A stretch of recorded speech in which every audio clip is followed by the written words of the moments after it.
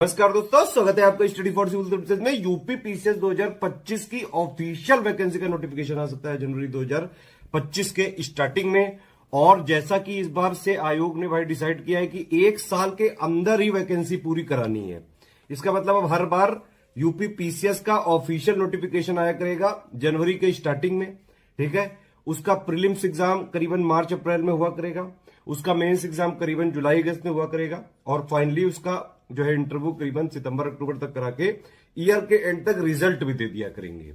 तो UP PSC आयोग बहुत ही ज्यादा डायनामिक बन चुका है, बहुत बड़े बड़े चेंजेस लगातार लेता जा रहा है। अगर किसी को भी पीसीएस की तैयारी करनी है उसके लिए ये स्ट्रेटेजी वीडियो है। सब कुछ इसमें बताया गया है कि भाई पीसीएस का सिलेबस क्या होता है, तैयारी में कितना टाइम आपको देना चाहिए, 3 स्टेज स्ट्रेटेजी क्या है, कौन कौन सी टाइप की पोस्ट होती है, पैटर्न क्या है, सिलेबस क्या होता है। ठीक है, प्रीलिम्स की और मेंस की तैयारी एक साथ कैसे करें। ठीक है, सारी चीजें इसमें मैं बताने जा रहा हूं, पूरी स्टार्टिंग से लेके लास्ट तक पूरा वीडियो जरूर सुन लीजिएगा। जिन जिन लोगों को यूपी पीसीएस 2025 की तैयारी पूरी अभी से शुरुआत करनी है और इस तरह से करनी है कि सिर्फ और सिर्फ उनका टारगेट है सिलेक्शन लेना। सबसे पहले मैं आपको बताता हूं कि भाई इस एग्जाम का यूपी पीसीएस का पैटर्न क्या है। ये 3 स्टेज की प्रोसेस है। सबसे पहले होता है प्रीलिम्स, ये एक एलिमिनेशन स्टेज है। इसमें सिर्फ और सिर्फ आयोग ये चेक करता है कि भाई कौन कौन से लोग मेंस दे रहे हैं, और प्रीलिम्स के मार्क्स कभी भी रैंकिंग जो फाइनल रैंकिंग होती है उसमें नहीं जोड़े जाते हैं। प्रीलिम्स में 2 पेपर होते हैं, एक होता है जीएस का, एक होता है सीसेट का। जीएस में 150 क्वेश्चन आते हैं, 200 नंबर का पेपर होता है, 1/3 नेगेटिव मार्किंग होती है, और जीएस वाले पेपर से ही कट ऑफ होता है। सारे क्वेश्चन एमसीक्यू बेस्ड होते हैं। ठीक है, मल्टीपल चॉइस क्वेश्चन होते हैं। सीसेट दूसरा पेपर होता है प्रीलिम्स का, जिसमें 100 क्वेश्चन होते हैं। ठीक है, उसी में 100 क्वेश्चन में English, Hindi, math, aptitude, reasoning और इंटरपर्सनल स्किल आता है। लेकिन सीसेट वाले में 100 क्वेश्चन होते हैं, 200 नंबर का पेपर होता है, 1/3 नेगेटिव मार्किंग होती है, और सीसेट वाला पेपर हमेशा क्वालिफाइंग होता है। इसका क्या मतलब हुआ? इसका यह मतलब हुआ कि भाई उसमें सिर्फ और सिर्फ आपको 33% नंबर लाने हैं बस। सीसेट के पेपर में सिर्फ उतना ही करना है जितने से आपका क्वालिफाई हो सके, उससे ज्यादा उसमें नहीं करना है। तो ये हो गया पूरा प्री। लेकिन प्री के मार्क्स से फाइनल रैंक नहीं मिलती है। जितनी भी पीसीएस की पोस्ट है सबके लिए मैं बता रहा हूं, pre plus mains plus interview, 3 stage की प्रोसेस है।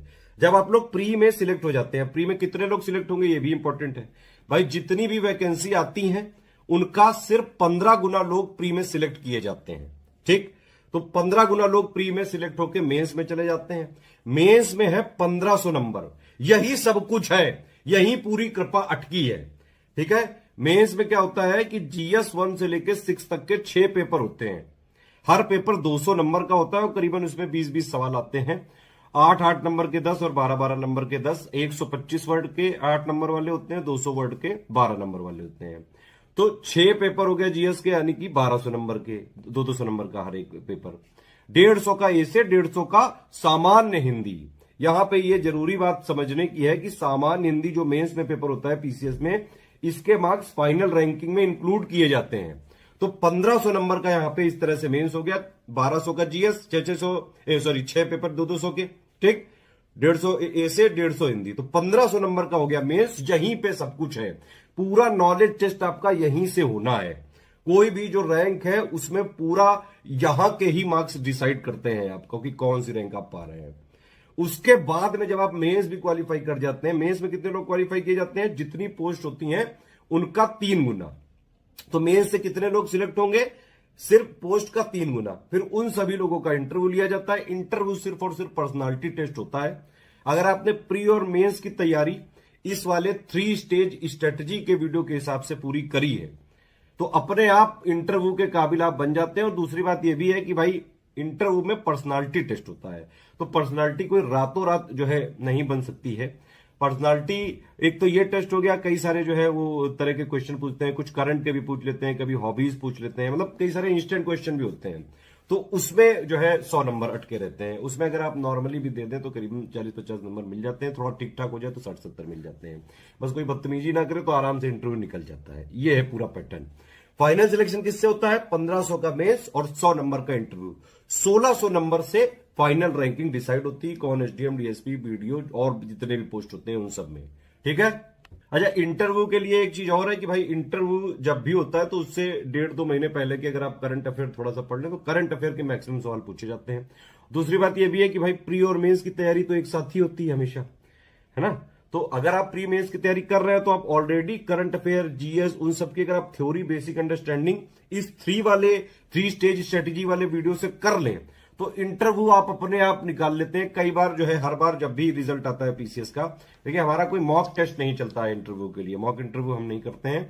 लेकिन जब भी आप जैसे ही मेंस में सिलेक्ट होते हैं उसके बाद हम फ्री इंटरव्यू गाइडेंस देते हैं, उसी में करंट अफेयर जो भी चीजें मेंस की जरूरत होती है, पिछले सालों की ट्रांसक्रिप्ट वगैरह, वो सब हम वहीं दे देते हैं। और हमारे ही टॉपर्स जो पिछले साल बने होते हैं वो आपको गाइड कर देते हैं, पूरा बिल्कुल तैयार करके मजबूत कर देते हैं। वो उतना कर देते हैं कि अगर आप बिना डरे इंटरव्यू देने जाए तो आराम से आप एवरेज से काफी ज्यादा नंबर लाके इंटरव्यू भी बढ़िया नंबरों से क्लियर कर सकते हैं और अच्छी रैंक पा सकते हैं। इस तरह से है ये, ठीक है। अब देखिए 3 स्टेज स्ट्रेटेजी ये है क्या, इसका मतलब है कि अगर आप लोग अभी से फॉलो करेंगे यूपी पीसीएस के लिए, यूपी पीसीएस के का एग्जाम करीबन अगर आप 8-9 महीने लग के पढ़ाई कर लें, लग के का मतलब है शुरुआत करें 6-7 घंटे से और धीरे धीरे 8-9 घंटे पे आ जाए। 8 घंटे मेरे हिसाब से ठीक है। डेली रेगुलरिटी, कंटिन्यूटी जरूर बना के रखनी है, डेली पढ़ना पड़ेगा। पीसीएस की तैयारी का मतलब है कि भाई कुछ फिक्स चीजों को पढ़ के लगातार आप प्रैक्टिस करके, लगातार रिवीजन करके, डेली कंटिन्यूटी रेगुलरिटी के साथ पढ़ाई करके अगर आप करीबन 9 महीने से 1 साल कर लें ये इतनी पढ़ाई, तो आराम से पीसीएस, यूपी पीसीएस का एग्जाम निकाला जा सकता है। लेकिन यहां पे ये समझना जरूरी है कि आपको इंटेलिजेंट, ऐसा नहीं कि भाई बहुत ज्यादा आईक्यू होना चाहिए तभी पीसीएस बनोगे। आपको डेलीजेंट लेकिन जरूर बनना पड़ेगा, डेली पढ़ना पड़ेगा, डेली कटना पड़ेगा और मन लगा के पढ़ना पड़ेगा। जीएस को इस तरह से पढ़ना है कि आप उसकी समझ डेवलप करें, क्योंकि समझ डेवलप नहीं हुई ना तो आप चाहे जितना भी पढ़ लो, प्री से पहले भी आपको जो है प्रैक्टिस, पढ़ाई, रिवीजन करनी है। कुछ सवाल जो है उसमें स्मार्ट एलिमिनेशन से होते हैं, तो इसीलिए जीएस टॉपिक की समझ जरूरी है। अभी आपके पास बहुत टाइम है, अभी 2025 वालों के लिए बहुत टाइम है, कोई टेंशन लेने की जरूरत नहीं है। सारी चीजें बिल्कुल आराम से मैं बता रहा हूं इस वीडियो में, ध्यान से सुनिए पूरी चीजें और स्ट्रिक्टली इंप्लीमेंट कर लेंगे, आराम से आप सिलेक्ट हो सकते हैं। चाहे आप हमारे पेड ग्रुप में आए और एडमिशन लेके एक जगह वन स्टॉप डेस्टिनेशन में तैयारी कर सकते हैं, और या फिर स्टडी फॉर सिविल सर्विसेज के free videos, YouTube channel, Telegram में जो हमारा डेली फ्री इनिशिएटिव आते हैं, करंट अवेयर सब रिवीजन कराते रहते हैं, एससीएस डेली क्विज में क्विज वगैरह की प्रैक्टिस करते रहते हैं। तो ये सारी चीजें फॉलो करके free initiative study for civil services से फॉलो करके भी आप पीसीएस 2025 का एग्जाम पूरा निकाल सकते हैं। सारे व्यूवर्स का बहुत बहुत स्वागत है एक बार फिर से स्टडी फॉर सिविल सर्विसेज का फाउंडेशन बैच यूपीपीएससी 2025 अपर प्रीलिम्स एग्जाम की तैयारी के लिए लेटेस्ट शुरू हुआ है 11 अक्टूबर 2024 से। जो लोग भी हमारे 11 अक्टूबर वाले प्रीलिम्स पेड बैच में आए हैं, ये आपका स्ट्रैटेजी वीडियो आपको शाम से मिला होगा। ये पहला वीडियो है जो आपको देखना है, ये थोड़ा सा बड़ा हो सकता है लेकिन ओवरऑल कंप्लीट स्ट्रैटेजी यहाँ पर हम आपको शेयर करने वाले हैं। 2024 का एग्जाम थोड़ा सा लेट हो रहा है, प्रीलिम्स का कैलेंडर के हिसाब से अभी तक हो जाना चाहिए था, लेकिन थोड़ा सा जो लेट हो रहा है उसका लाभ आपको मिला है 2025 वालों को। 2025 वाले प्रीलिम्स की बेसिक तैयारी कर सकते हैं जीरो से।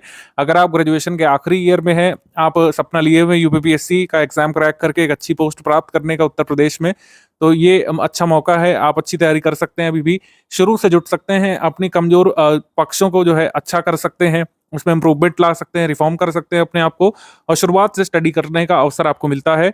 जब थोड़ा सा ज्यादा टाइम रहता है तो शुरुआत से स्टडी करने का ये अवसर है। जब एग्जाम एकदम नजदीक होता है 1-2 मंथ पहले, तो शुरुआत से स्टडी नहीं हो पाती है और बेसिक से तैयारी नहीं हो पाती है। 11 अक्टूबर 2024 को ये जो पेड बैच हमने शुरू किया है, इसमें आप बेसिक से तैयारी करेंगे जीरो से। तो इसमें पूरी स्ट्रैटेजी हम आपको बताने जा रहे हैं। इस वीडियो को शुरू से लेकर आखिर तक सभी लोग देखिएगा, जो लोग भी यूपीपीएससी 2025 की तैयारी कर रहे हैं, और खासकर अगर आप पेड बैच में हैं तो आपको हर हाल में पूरा वीडियो जरूर देखना है, अदरवाइज काफी सारे कंफ्यूजन आपकी बनी रहेंगी। जो भी स्टूडेंट्स हमारे फुल पेड ग्रुप में आते हैं उनको डिस्कशन ग्रुप का भी सपोर्ट हम लोग देते हैं, जिसमें आप डाउट पूछते रह सकते हैं। तो कई बार मैंने देखा है कि लोग जैसे ऐड होते हैं, 11 अक्टूबर को बैच खुला, कोई लोग 21 अक्टूबर को आ रहे हैं या फिर 15 अक्टूबर तक भी ज्वाइन हो सकते हैं, आप 30 अक्टूबर को किसी ने ज्वाइन किया, तो आपके सामने समस्या होती है कि सर शुरुआत कैसे करें, जबकि ऑलरेडी हम ये सारी चीजें स्ट्रैटेजी वीडियो में बता चुके होते हैं। तो स्ट्रैटेजी वीडियो देखना बेहद जरूरी है।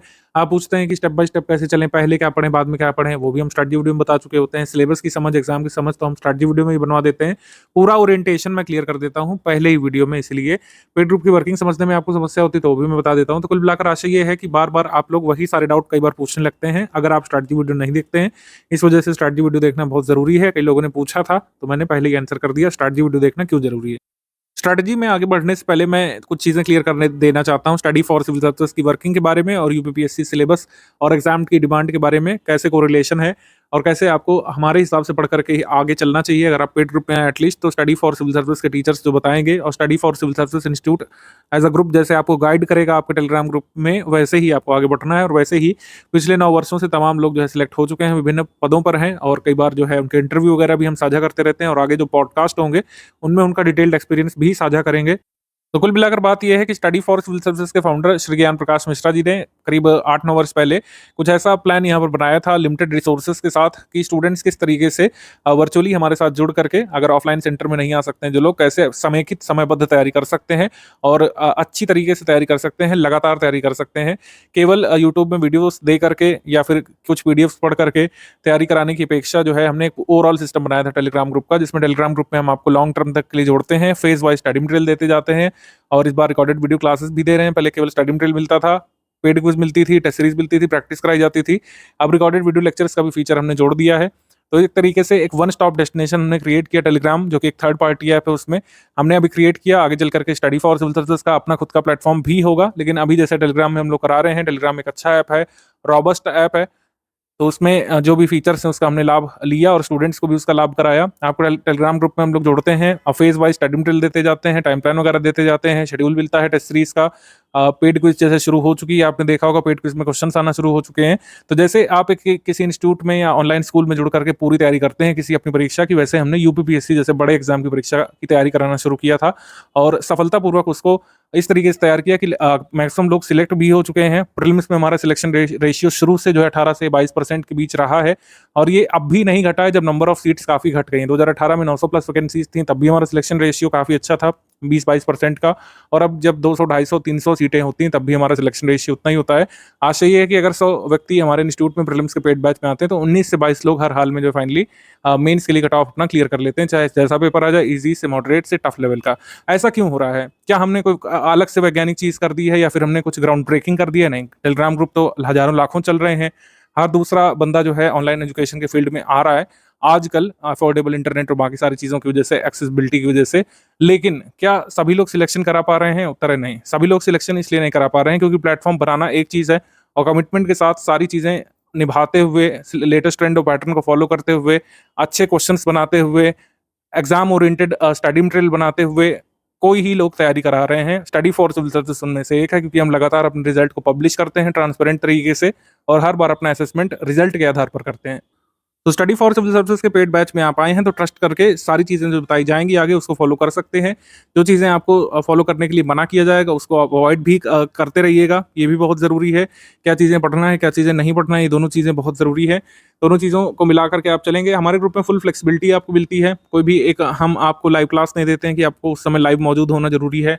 आप वर्किंग एस्पिरेंट हैं, आप कहीं पर हाउसवाइफ हैं अपनी ससुराल में, या फिर आप किसी ऐसे सिचुएशन में जहाँ पर बहुत लिमिटेड टाइम फ्रेम में आप कुछ कुछ घंटे ही एक समय में निकाल पाते हैं, तब भी आप हमारे टेलीग्राम ग्रुप से जुड़ करके तैयारी कर सकते हैं, क्योंकि इसमें कोई फिक्स्ड क्लासेस का हमने सिस्टम नहीं रखा है। क्लासेस जो मिलेंगी भी वो रिकॉर्डेड वीडियोस के फॉर्म में मिलेंगी, आप उसे रात में देख सकते हैं, सुबह में देख सकते हैं, कभी भी देख सकते हैं। जो स्टडी मटेरियल मिलता है वो पीडीएफ फॉर्मेट में होता है, पीडीएफ आप कभी भी एक्सेस कर सकते हैं पूरी कोर्स ड्यूरेशन के दौरान। आप उसको प्रिंट करके भी पढ़ सकते हैं, आप उसको ऑनलाइन भी पढ़ सकते हैं। कंटिन्यूअस हैंड होल्डिंग यहाँ पे लिखा हुआ है, इसका भी आशा समझिए। कंटिन्यूअस हैंड होल्डिंग का मतलब है आप लॉन्ग टर्म सपोर्ट देते हैं। कई जगह आपने देखा होगा कुछ लोग बहुत बड़े बड़े लंबे चौड़े वादे करेंगे आपसे, यूनिकॉर्न वगैरह, लेकिन 15 दिवस बाद ऐसे बिहेव होगा आपके साथ जैसे आपको कोई जानता ही नहीं है। आप उनको मोटी फीस दे चुके हैं, उसके बाद आप सिर्फ उनके लिए एक नंबर मात्र हैं, कोई भी पर्सनलाइज सपोर्ट आपको नहीं मिलता है। जबकि स्टडी फॉर सिविल सर्विसेज के पेड बैच में मैं उदाहरण के साथ बताना चाहूंगा, 2023 से मई में हमने करीब पेड बैच शुरू कर दिया था 2024 के लिए। 2024 का एग्जाम तो प्रस्तावित था मार्च मंथ में हो जाना चाहिए था, 2024 में नहीं हुआ। जुलाई में हो जाना चाहिए था, नहीं हुआ। अक्टूबर में फाइनली हो जाना चाहिए था। अब भी इसमें संकट के बादल मंडरा रहे हैं, और अगर दिसंबर तक भी होता है तो हम इसमें करंट अफेयर का सपोर्ट देने के लिए तैयार हैं। तो आप ये समझिए मार्च से लेकर दिसंबर तक करीब 9 महीने के टाइम फ्रेम में हमने लगातार स्टूडेंट्स को सपोर्ट किया, पूरा सपोर्ट किया। एक्स्ट्रा टेस्ट सीरीज जो हमारे कमिटमेंट में नहीं थी वो बनवा करके दी, लगातार पेड क्विज चलाते रहे, सारा करंट अफेयर आपको अपडेट करके दिया, और इवन डिस्कशन ग्रुप का भी सपोर्ट हमने 7-8 महीने तक जारी रखा हुआ है बिना कोई एडिशनल फी के। ऐसा कोई नहीं करता है, कोई भी इंस्टीट्यूट न कर सकता है ना, मतलब वो बात है ऐसा करने के लिए। हम भी कोई अपनी तारीफ नहीं कर रहे हैं, हमारा मानना है एथिकली कि हमको स्टूडेंट को जहां तक हो सके सपोर्ट करना चाहिए, जहां तक हम फाइनेंशियली वायबल होंगे स्टूडेंट्स को आगे भी सपोर्ट करते रहेंगे। हमारा कमिटमेंट है कि दिसंबर तक हम डिस्कशन ग्रुप जैसे बंद कर देंगे, लेकिन करंट अफेयर का सपोर्ट आगे भी आपको देते रहेंगे। वन स्टॉप डेस्टिनेशन क्यों है ये ऑलरेडी मैं बता चुका हूँ, क्योंकि यहाँ पर जो बताया जाएगा, यहाँ पर जो स्टडी मटेरियल मिलेगा जो आपके लिए सिलेक्शन मटेरियल साबित हो सकता है, उसके अलावा रिकॉर्डेड वीडियो लेक्चर्स मिलेंगे, डाउट क्लियरेंस का सपोर्ट फुल पेड ग्रुप के मेंबर्स को मिलेगा। पेड क्विज लगातार शुरू ही हो चुकी है जो लगातार आपको प्रैक्टिस कराती रहेगी। टेस्ट सीरीज का शेड्यूल हम यहाँ पर नीचे दिखाने जा रहे हैं। बेसिक बुक्स अभी कौन कौन सी पढ़नी है उनके बारे में अभी गाइडेंस मैं इस पर स्टार्ट की वीडियो में ही दे दूंगा। मेंस की बेसिक अंडरस्टैंडिंग कैसे बना सकते हैं, सेकंड स्टेज ऑफ प्रिपरेशन में इसके बारे में भी आपको हम गाइड कर देंगे। और जो है कह सकते हैं पीवाईक्यू कंपाइलेशन भी स्टडी फॉर सिविल सर्विस अपना देता है, आपको अलग से नहीं पढ़ना है, क्योंकि पीवाईक्यू कंपाइलेशन जितने आउटडेटेड और जितने बल्कि होते जा रहे हैं आपकी समस्या ही बढ़ा रहे हैं, आपकी समस्या सॉल्व नहीं कर रहे हैं। तो सारी चीज़ें यहीं पर मिलने वाली हैं, बाहर से कुछ नहीं लेना है। बाहर से एक आधी कोई बुक्स हो सकती है जैसे लक्ष्मीकांत वगैरह की, तो वो आप चाहें तो पीडीएफ भी जुगाड़ सकते हैं, आसानी से ये सब चीज़ें एक्सेसिबल हैं आज के इंटरनेट के दौर में। अदरवाइज बुक ले सकते हैं, सिर्फ लक्ष्मीकांत की बुक के अलावा और कोई भी book study for civil service recommend नहीं करता है। तो कुल मिलाकर बात यह है कि अगर आप डेली बेसिस पर, जैसे यहाँ पर एवरेज स्टडी 6-7 घंटे की दी हुई है, शुरुआत में इसको 4-5 घंटे रखना है, मिडिल फेज में 6 घंटे तक, और एकदम जब एग्जाम करीब होगा, 60 दिवस बचे होंगे 70 दिवस एग्जाम के, तो आप 8-9 घंटे जब स्टडी करेंगे तो ओवरऑल इस तरीके से खुद को तैयार कर लेंगे कि चाहे जैसा पेपर आ जाए, इजी से मॉडरेट से टफ लेवल का, आप उसमें आराम से इतने क्वेश्चन सही कर पाएंगे, प्रीलिम्स में कट ऑफ निकाल सकें, और इतना अच्छा आंसर राइटिंग तब तक कर चुके होंगे मेंस से पहले कि आपके अच्छे चांसेस होंगे मेंस को क्लियर करने के। सो इस तरीके से हमारा ग्रुप चलता है, और ओवरव्यू हमने आपको शुरू के 10 मिनट में दे दिया है। अब पेड ग्रुप कैसे चलता है यहाँ पर लिखा हुआ, जैसे कि 3 ग्रुप में आपको जोड़ा जाता है फुल पेड वालों को। एक तो स्टडी मटेरियल वाला ग्रुप होता है जो आपने देखा होगा, उसमें स्टडी मटेरियल दिख रहा होगा, पीडीएफ वगैरह रिकॉर्डेड वीडियो लेक्चर्स दिख रहे होंगे, तो वो हो गया। और दूसरा आपका पेड क्विज वाला होता है, पेड क्विज में ज़्यादातर सभी लोग होते हैं। और तीसरा ग्रुप होता है डाउट क्लियरेंस का। डाउट क्लियरेंस वाला सपोर्ट सिर्फ और सिर्फ आपको पता है 9000 वाले ग्रुप को मिलता है। 6500 वाले को 2 ग्रुप में हम लोग जोड़ते हैं, 4000 वाले स्टडी मटेरियल वाले ग्रुप को मतलब स्टूडेंट्स को 2 ग्रुप में जोड़ते हैं, और जो पेजेस वाले ग्रुप ज्वाइन करते हैं उनको भी 2 ग्रुप में जोड़ते हैं। Test series with current affair वाले को 2 ग्रुप में जोड़ते हैं। 3 ग्रुप में सिर्फ जुड़ते हैं हमारे वह स्टूडेंट जो फुल पेड बैच को ज्वाइन करते हैं, जिसमें आपको हम डाउट क्लियरेंस का सपोर्ट भी देते हैं। तो जो डाउट क्लियरेंस के सपोर्ट के साथ वाले स्टूडेंट्स हैं उनको 3 ग्रुप में जोड़ा गया होगा। 2 ग्रुप जो आपके कौन से अलग अलग हैं, एक तो हो गया पेड क्विज वाला, एक हो गया स्टडी मटेरियल वाला, और डाउट क्लियरेंस वाला सपोर्ट होता है तीसरा ग्रुप, जिसमें आप अपने डाउट पूछ सकते हैं। डाउट किसी भी जो है स्टडी मटेरियल का पूछ सकते हैं जो हमने दिया है, उस स्टडी मटेरियल में से बेसिक बुक में से कोई डाउट है, आगे जो टेस्ट सीरीज आएगी उसमें कोई डाउट है, पेड क्विज के क्वेश्चंस में कोई डाउट है, किसी भी फैक्ट में डाउट है, तो आप उसमें पूछ सकते हैं।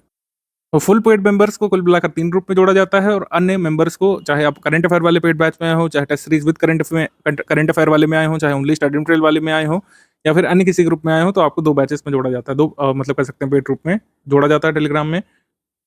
डाउट क्लियरेंस वाले ग्रुप में हमारे एडमिन लगातार लाइव रहते हैं। विदिन 6 आवर्स हमारा कमिटमेंट होता है आपके डाउट सॉल्व करने का।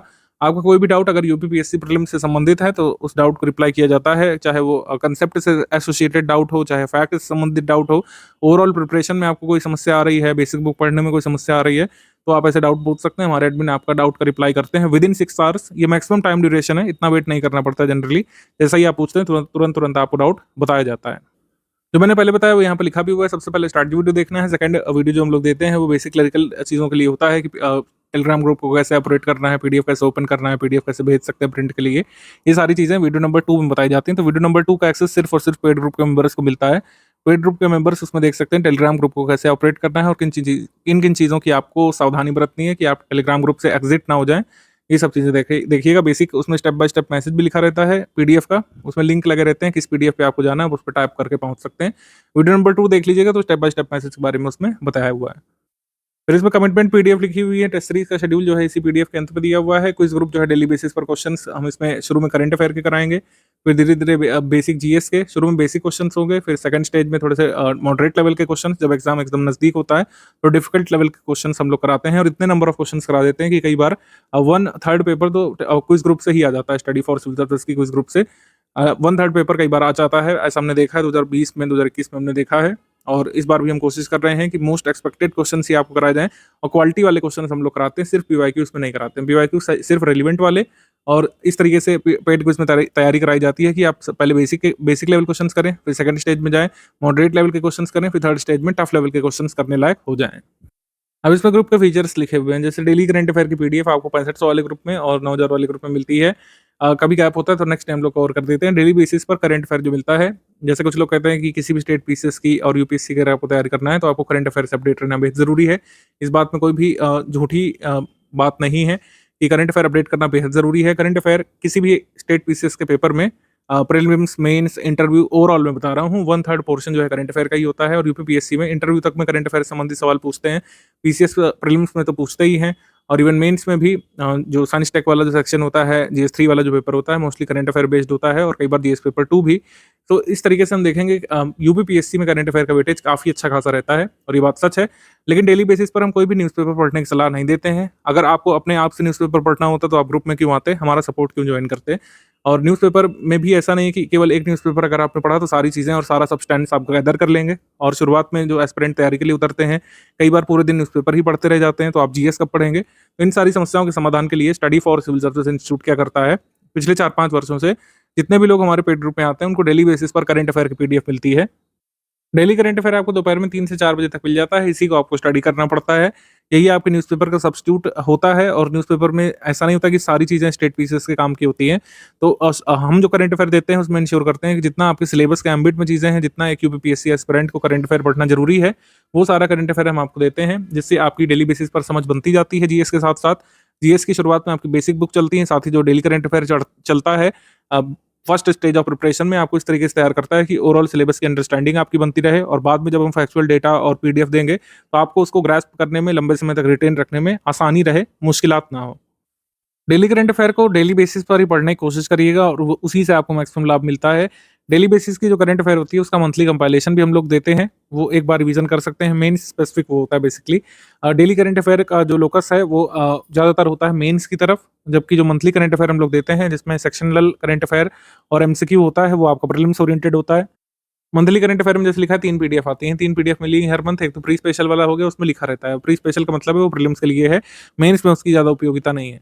और जो डेली करंट अफेयर का मंथली कंपाइलेशन होता है, जो मेन स्पेशल होता है और जो मंथली टॉप 500 या 600 एमसीक्यू प्रैक्टिस के लिए हम लोग देते हैं, ये प्रीलिम्स ओरिएंटेड है। तो 3 पीडीएफ में से 2 पीडीएफ प्रीलिम्स ओरिएंटेड होती हैं और 1 मेंस ओरिएंटेड होती है।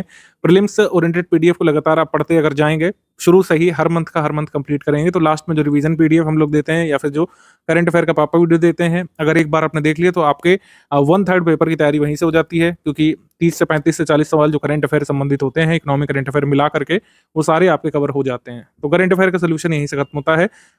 ओवरऑल स्ट्रैटेजी मैंने बता दी, डेली बेसिस पर इसको फॉलो करना आपका काम है। अगर आप डेली बेसिस पर करंट अफेयर नहीं कंप्लीट कर रहे हैं, प्री स्पेशल जो मंथली आ रहा है उसको इकट्ठा करते जा रहे हैं, मंथली बेसिस पर नहीं स्टडी कर रहे हैं, 500 एमसीक्यू या 400 एमसीक्यू जो हम देते हैं उसको नहीं लगा रहे हैं, तब आप समस्या क्रिएट करेंगे अपने खुद के लिए। अगर ये सारी चीज़ें फॉलो करते जाएंगे तो ऑलरेडी आप अपने टारगेट से पास आते जाएंगे। जो पीसीएस की तैयारी है, यूपीपीएससी की तैयारी है, ये वन वे गोल नहीं है या फिर जो है एक सीधी जाने वाली सड़क नहीं है कि जो है इतना किया और इतने से पहुंच गए। ये कोई स्कूल या सेमेस्टर का एग्जाम नहीं है जो बचपन से देते आ रहे हैं। इसमें आपकी हर दिन की मेहनत मायने रखती है। आप ऐसे समझिए कि आपको एक बड़े बर्तन को भरना है, एक बड़ी टंकी को भरना है, लेकिन आपके सामने ये ऑप्शन नहीं है कि उसमें आप मोटर चला करके एक ही दिन में भर दें। पीसीएस की तैयारी ऐसे नहीं होती है कि अगर आपका एग्जाम फर्ज कीजिए कि जून 2025 में, तो आप मई 2025 से शुरुआत करें और कंप्लीट कर लें उसको प्रीलिम्स का सिलेबस। ऐसा कभी नहीं होगा। ये लोग भी ऐसा सोच रहे हैं कि कोई 30 दिन का क्रैश कोर्स आएगा और आप उसको कंप्लीट कर लेंगे, ऐसा कोई क्रैश कोर्स नहीं बना है। और अगर ऐसा है भी, अगर मान लीजिए जैसे हमारे भी चलते हैं कई बार 60 दिन के, 70 दिवस के, 90 दिवस के क्रैश कोर्स, तो वो प्रो स्टूडेंट के लिए होते हैं जो अपना बेसिक वगैरह कंप्लीट कर चुके होते हैं। जो अभी तैयारी में उतरे हैं वो 30 दिन में सिलेबस की तैयारी नहीं कर सकते, उन्हें 300 दिन में ही तैयारी करनी पड़ेगी। और 200-300 दिन में जब आप डेली बेसिस पर 4-4, 5-5 घंटे जुटते हैं, तब आप इस तरीके से अपने टारगेट के पास पहुंचते जाते हैं। तो आप ऐसे समझिए कि यूपीपीएससी की तैयारी एक दूर खड़ी मंजिल है, लेकिन आप उसमें दौड़ करके नहीं पहुंच सकते। आपको स्टेप बाय स्टेप ही चल करके पहुंचना होगा। डेली बेसिस पर आप उसके करीब पहुंचेंगे और एक दिन करीब पहुंच जाएंगे। ठीक है। हाँ, ऐसा हो सकता है कि आपको किसी फेज ऑफ प्रिपरेशन में स्पीड बढ़ानी पड़ेगी, कहीं पर मॉडरेट स्पीड रखनी पड़ेगी, कहीं पर स्लो रखनी पड़ेगी, वो अलग बात है। लेकिन डेली बेसिस पर आपको चलना जरूरी है। डेली बेसिस पर अगर आपने चलना बंद कर दिया तो ये जो टारगेट है ये और भी दूर आपसे चला जाता रहता है। टारगेट स्थिर नहीं है। अगर आपने प्रिपरेशन रोक दी बीच में 3 महीनों के लिए, तो आपको फिर से स्टार्ट करना पड़ता है। यही है स्टेट पीसीएस और यूपीएससी की तैयारी, जो अन्य एग्जाम की तैयारी से अलग है, कि आपका टारगेट जो है स्थिर नहीं खड़ा है। अगर आप डेली बेसिस पर चलना बंद कर देते हैं तो उतना ही टारगेट आपसे दूर चला जाता है। तो कहने का क्या आशय है, कंटिन्यूटी यहाँ पर बनाए रखना जरूरी है। जो हम यहाँ पर सपोर्ट सिस्टम दे रहे हैं, प्रीलिम्स की जो प्रीलिम्स स्पेशल पीडीएफ आती है, यूपी स्पेशल की जो करंट अफेयर पीडीएफ आती है, और ये जो प्रैक्टिस के लिए हम क्वेश्चंस देते हैं, इससे ही एग्जाम में आने वाला है। लेकिन आप कितना ग्रैस्प कर पाते हैं, कितना सीरियसली इसको रिलीजियसली फॉलो करते हैं और कितना बाद में रिवाइज कर पाते हैं, इस पर डिपेंड करता है। क्योंकि सोर्सेस तो हम सभी को एक जैसे देते हैं, लेकिन क्या सभी लोग सिलेक्ट हो पाते हैं? नहीं, सभी लोग नहीं हो पाते हैं, क्योंकि सभी लोग फॉलो नहीं कर पाते हैं, सभी लोग जो है अपने टारगेट पूरे नहीं कर पाते हैं। डेली का monthly current affair next month की 4 तारीख तक आ जाता है। टॉप 400 500 क्वेश्चन की पीडीएफ आपको 9 तारीख तक मिल जाती है। और जो प्रीलिम स्पेशल करंट अफेयर की पीडीएफ है ये 4 तारीख तक मिल जाती है आपके ग्रुप में। और जो यूपी स्पेशल की पीडीएफ होती है ये भी आपको करीब 12 से 13 तारीख को मिल जाती है। यूपी स्पेशल भी हर मंथ हमने अपडेट करना शुरू कर दिया है, क्योंकि जीएस 5 और 6 आपका यूपी स्पेशल है। यूपी स्पेशल करंट अफेयर को भी गहराई से पढ़ना जरूरी है। भले ही प्रीलिम्स में यूपी करंट अफेयर के 2 या 3 या 4 ही सवाल आए, लेकिन मेंस में उसकी उपयोगिता है काफी। इस वजह से मंथली करंट अफेयर अब हम यूपी स्पेशल भी रेगुलरली आपको देते हैं। अब अगर थोड़ा-सा यहाँ पर कन्फ्यूज़न हो रहा है कि जो डेली बेसिस पर करंट अफेयर मिलता है और जो monthly current affair pre special वाला आता है उसमें क्या अंतर है, तो उसको अब आप समझ लीजिए क्या अंतर है डेली करंट अफेयर में और pre special monthly current affair में।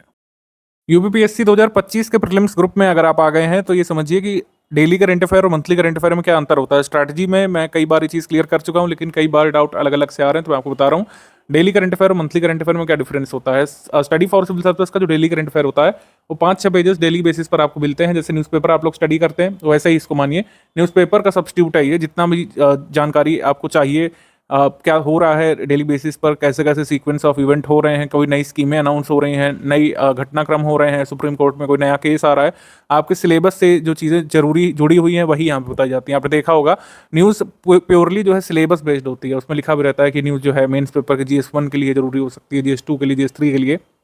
कई बार GS4 वाली न्यूज़ भी हम लोग देते हैं समय समय पर।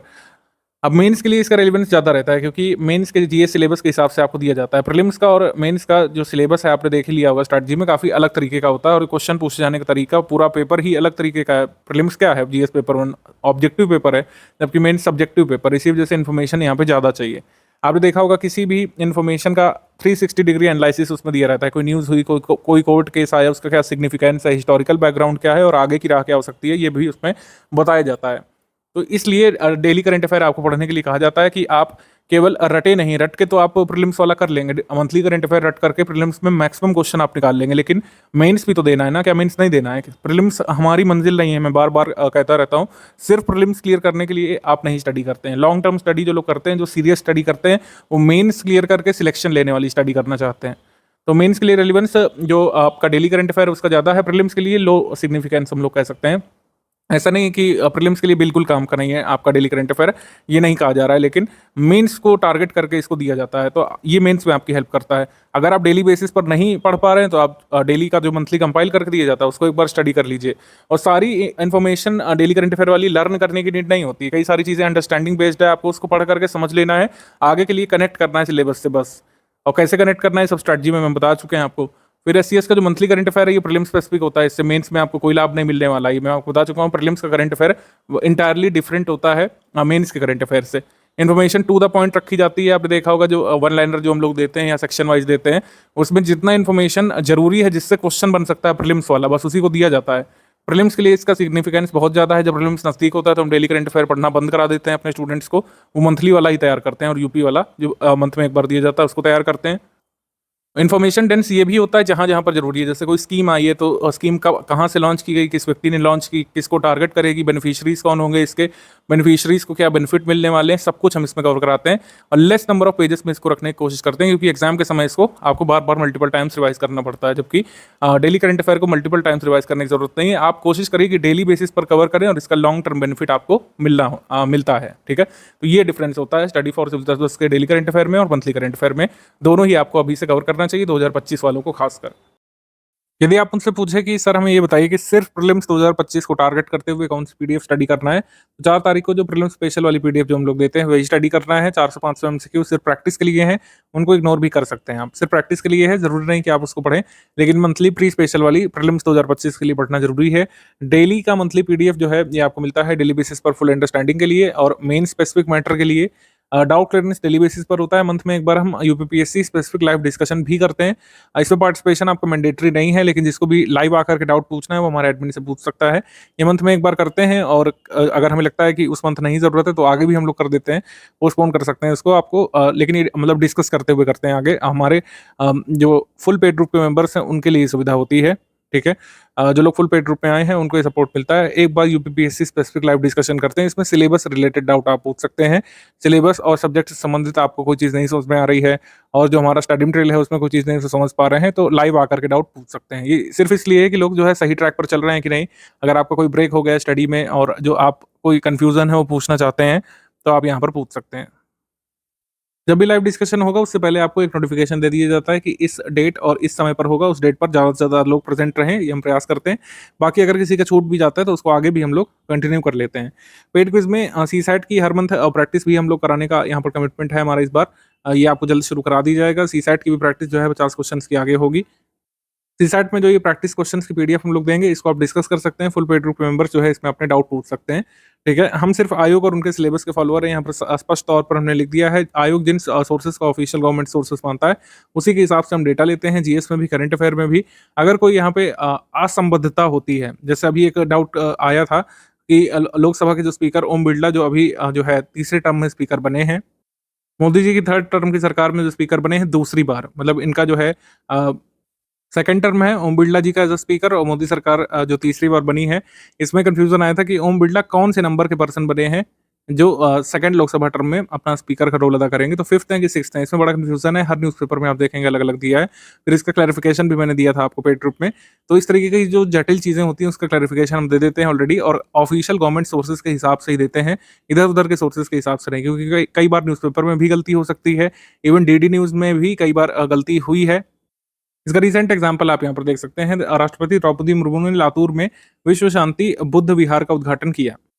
इसमें लास्ट लाइन में आप देखेंगे लिखा हुआ है कि विहार क्षेत्र में प्रवेश के लिए एक मुख्य प्रवेश द्वार बनाया गया है, और इस प्रवेश द्वार को बिहार के सांची स्तूप की तरह डिजाइन किया गया है। लेकिन सभी को पता है बिहार में सांची स्तूप नहीं है। सांची स्तूप तो विदिशा जिला मध्य प्रदेश में है।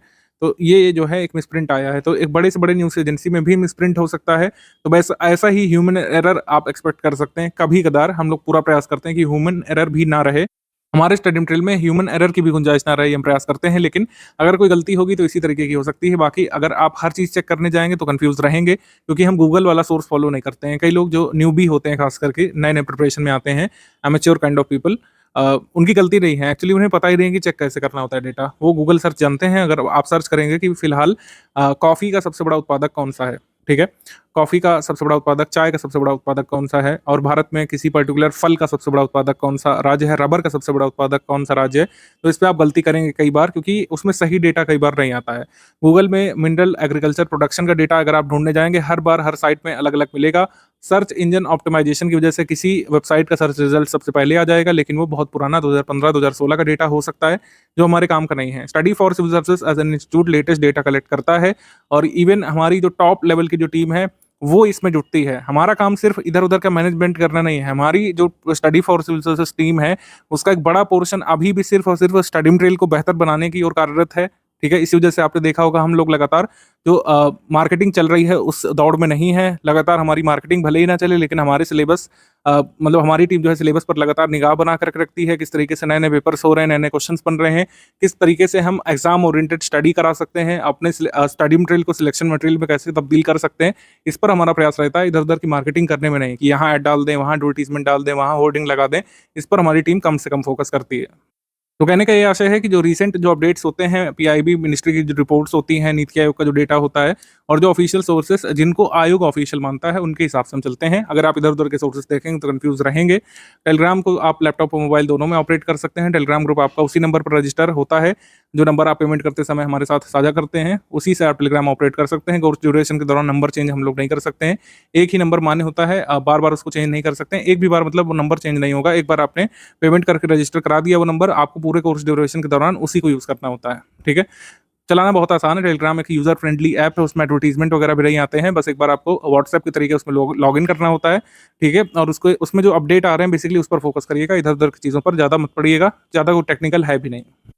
रिसर्च एनालिसिस और जो चीज़ों को ढूंढने वाला काम है वो आप नहीं करिए, आप सिर्फ वो करिए जो आपको बताया जा रहा है। जैसे शुरुआत में बेसिक बुक पढ़ना, सेकंड स्टेज में क्या क्या पढ़ना होगा, मेंस की अंडरस्टैंडिंग कैसे बनानी है वो आपको करना है। थर्ड स्टेज ऑफ प्रिपरेशन में जो आपको नोट्स वगैरह दिए जाएंगे लिस्टिंग और कंपाइलेशन वाले अपडेटेड, उसको तैयार करने पर फोकस करना है। अगर आपको सब खुद से ही तैयार करना होता तो आप पेड बैच में क्यों आते हैं?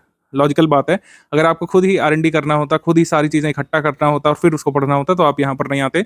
Study for civil services as an institute one stop destination आपको देता है कि सिर्फ आप यहाँ पर पढ़िए, और अगर कोई मतलब मिस्टेक भी हो जाती है तो उसको ऑलरेडी आप तक पहुँचने से पहले ही हम लोग जो है सॉल्व कर देते हैं। मान लीजिए कोई टाइपो हो गया, टेस्ट सीरीज में कोई टाइपिंग एरर आ गई या फिर कोई कॉमा गलत लग गया या फिर कोई मिस्टेक से जो नंबर है वो फर्स्ट की जगह सेकंड लिख गया, तो उसको हम ऑलरेडी आपको अपडेट कर देते हैं। एग्जाम से पहले पूरा एरर करेक्शन हमारी टीम देती है।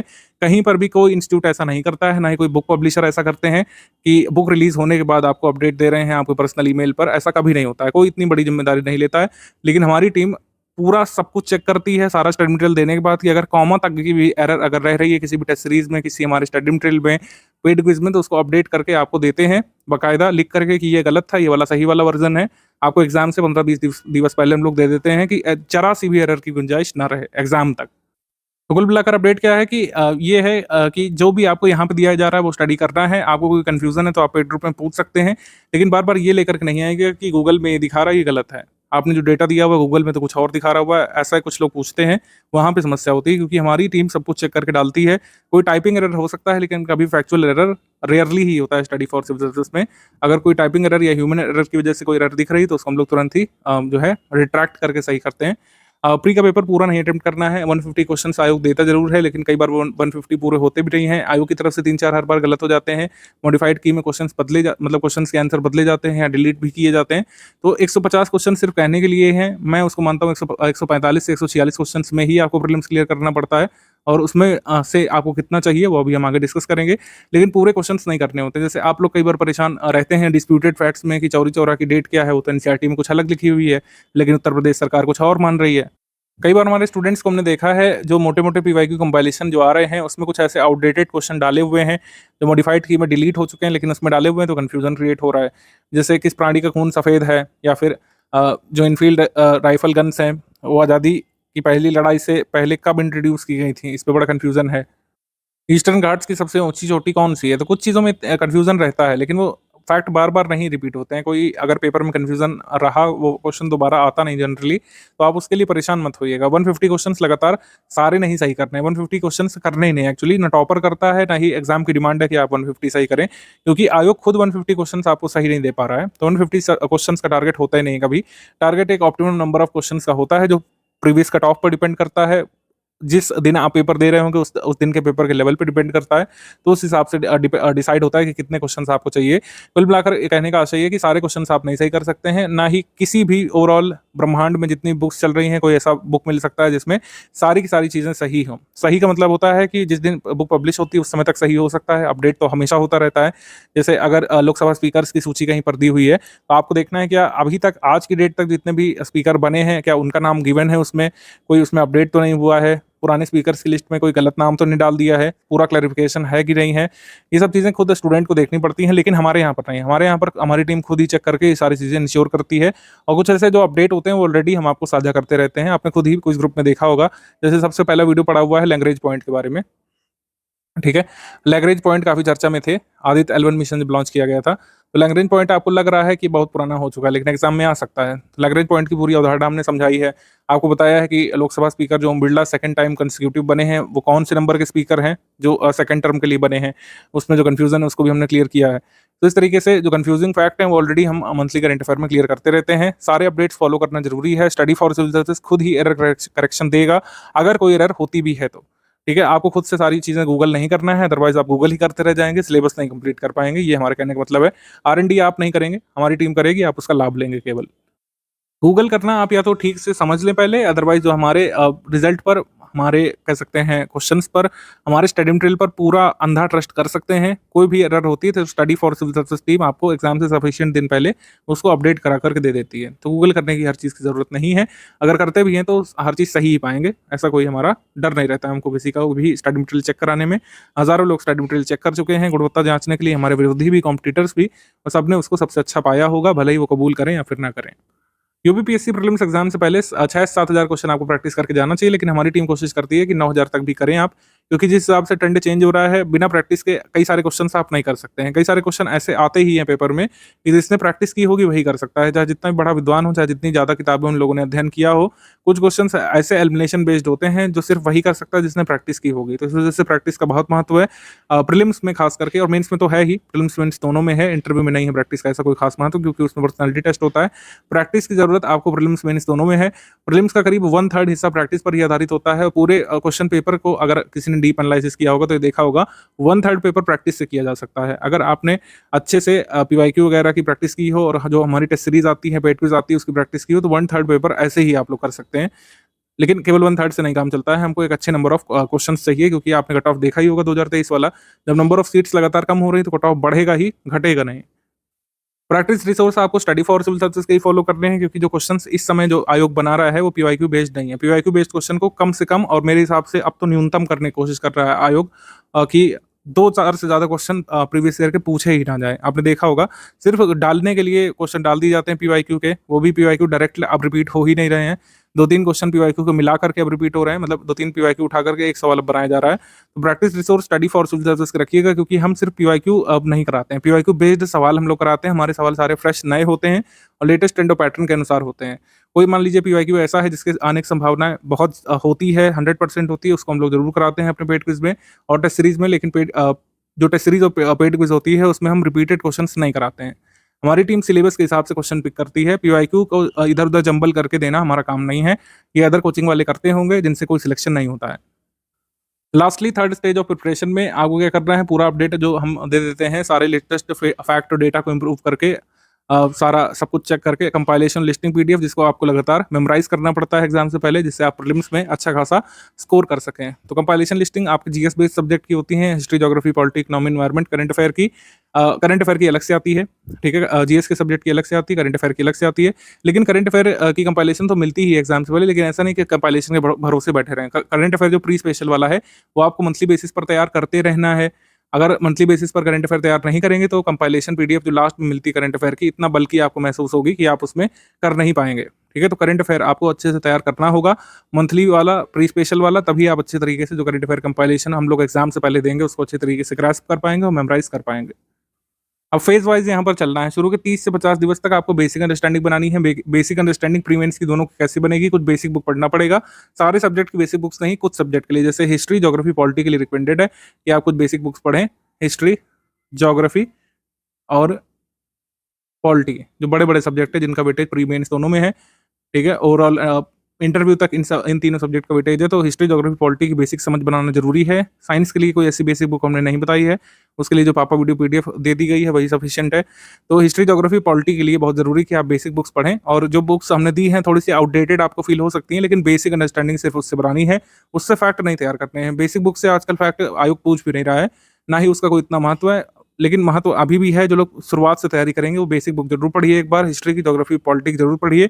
जो जो बुक्स हमने आपको पेड रूप में दी हैं उनको जरूर पढ़िए आप, चाहे ऑनलाइन एक बार पढ़ लीजिए, चाहे प्रिंट करा करके। एक रीडिंग इसकी रिकमेंडेड है, चाहे कभी पढ़ा हो पहले तब भी एक बार पढ़िए पेड रूप में आने के बाद, और अगर आधा अधूरा छोड़ दिया तब भी एक बार जरूर कंप्लीट करिए। इसके साथ फर्स्ट स्टेज ऑफ प्रिपरेशन में डेली करंट अफेयर जो है आपको डेली बेसिस पर स्टडी करते जाना है, डेली पेड क्विज लगानी है, और आपको जो प्री स्पेशल करंट अफेयर 4 तारीख को मिलता है उसको जरूर स्टडी करते जाना है। इस तरीके से आपकी डेली 4-5 घंटे की स्टडी मुकम्मल होनी चाहिए पहली स्टेज में। ये तो फर्स्ट स्टेज हो गई। सेकंड स्टेज ऑफ प्रिपरेशन में कोशिश करना है कि अपने बाकी बचे हुए विषय कंप्लीट करें, जैसे इकोनॉमी वगैरह के लिए कंपाइलेशन जो हम लोग देंगे बाकी, और मेंस का भी स्टडी मटेरियल एटलीस्ट आपको एक बार पढ़ के रख लेना चाहिए। मेंस का स्टडी मटेरियल और हिंदी का स्टडी मटेरियल एक बार पढ़ करके रख लेना चाहिए। ऐसे की बेसिक अंडरस्टैंडिंग आपको बना करके रख लेनी चाहिए। तो जीएस 1 से लेकर 6 तक का और हिंदी का स्टडी मटेरियल एक बार पढ़ करके रख लेना चाहिए। भले ही आंसर राइटिंग ना कर पाए, वो बाद में करिएगा प्रीलिम्स हो जाने के बाद, लेकिन अभी आपको रिकमेंडेड है कि हिंदी की पूरी तैयारी एटलीस्ट स्टडी मटेरियल पढ़ करके आप रखें। और जो जीएस 1 से लेकर 6 तक के हमने स्टडी मटेरियल दिया है मेंस वाले ग्रुप को, जिन लोगों ने ज्वाइन किया होगा इस ग्रुप के साथ, वो मेंस का स्टडी मटेरियल जरूर एक बार पढ़ करके रख लें। इसका लाभ आपको बहुत मिलता है। मेंस का स्टडी मटेरियल जितना पहले आप पढ़ करके तैयार कर चुके होंगे, अच्छे से एक बार रिवाइज कर चुके होंगे, आंसर राइटिंग में उतरने में उतनी आसानी आप महसूस करेंगे। एग्जाम पैटर्न मैंने अभी तक नहीं बताया है, क्योंकि एग्जाम पैटर्न वैसे इतना पॉपुलर है कि सभी को पता है। एक बार ब्रीफली इसको हम लोग टच कर लेते हैं। एग्जाम पैटर्न जो है ये 3 फेजेस का है। सबसे पहले प्रीलिम्स होता है, फिर मेंस होता है, फिर आपका इंटरव्यू होता है।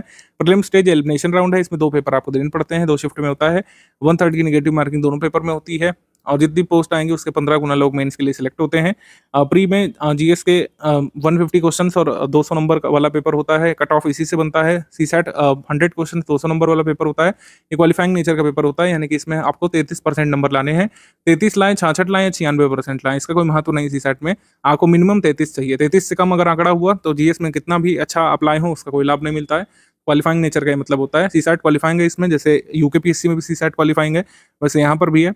बिहार बीसीएस में सीसैट नहीं होता है अलग से, और जो है अन्य जगह भी नहीं होता है। राजस्थान में कोई सीसैट का पेपर नहीं होता है, एमपीपीएससी में सीसैट पेपर होता है, हरियाणा पीसीएस में सीसैट पेपर होता है। तो जहाँ पर भी सीसैट पेपर होता है उसको क्वालिफाइंग ही रखा गया है, यानी 33% आपको नंबर इसमें लाने पड़ते हैं। तो आपको कुल मिलाकर के 200 में से करीब 66-67 नंबर आपको जरूर चाहिए। इससे कम में आपकी फिर जीएस वाली कॉपी चेक नहीं होती है। हालांकि कट ऑफ जो है जीएस की कॉपी पर बनता है, जीएस में आपने कितना स्कोर किया इस पर डिपेंड करता है। फिर सेकंड स्टेज जो है ये आपका वो स्टेज है जिसके नंबर्स जुड़ते हैं मेरिट फॉर्मेशन में, मेरिट एस्टिमेशन में।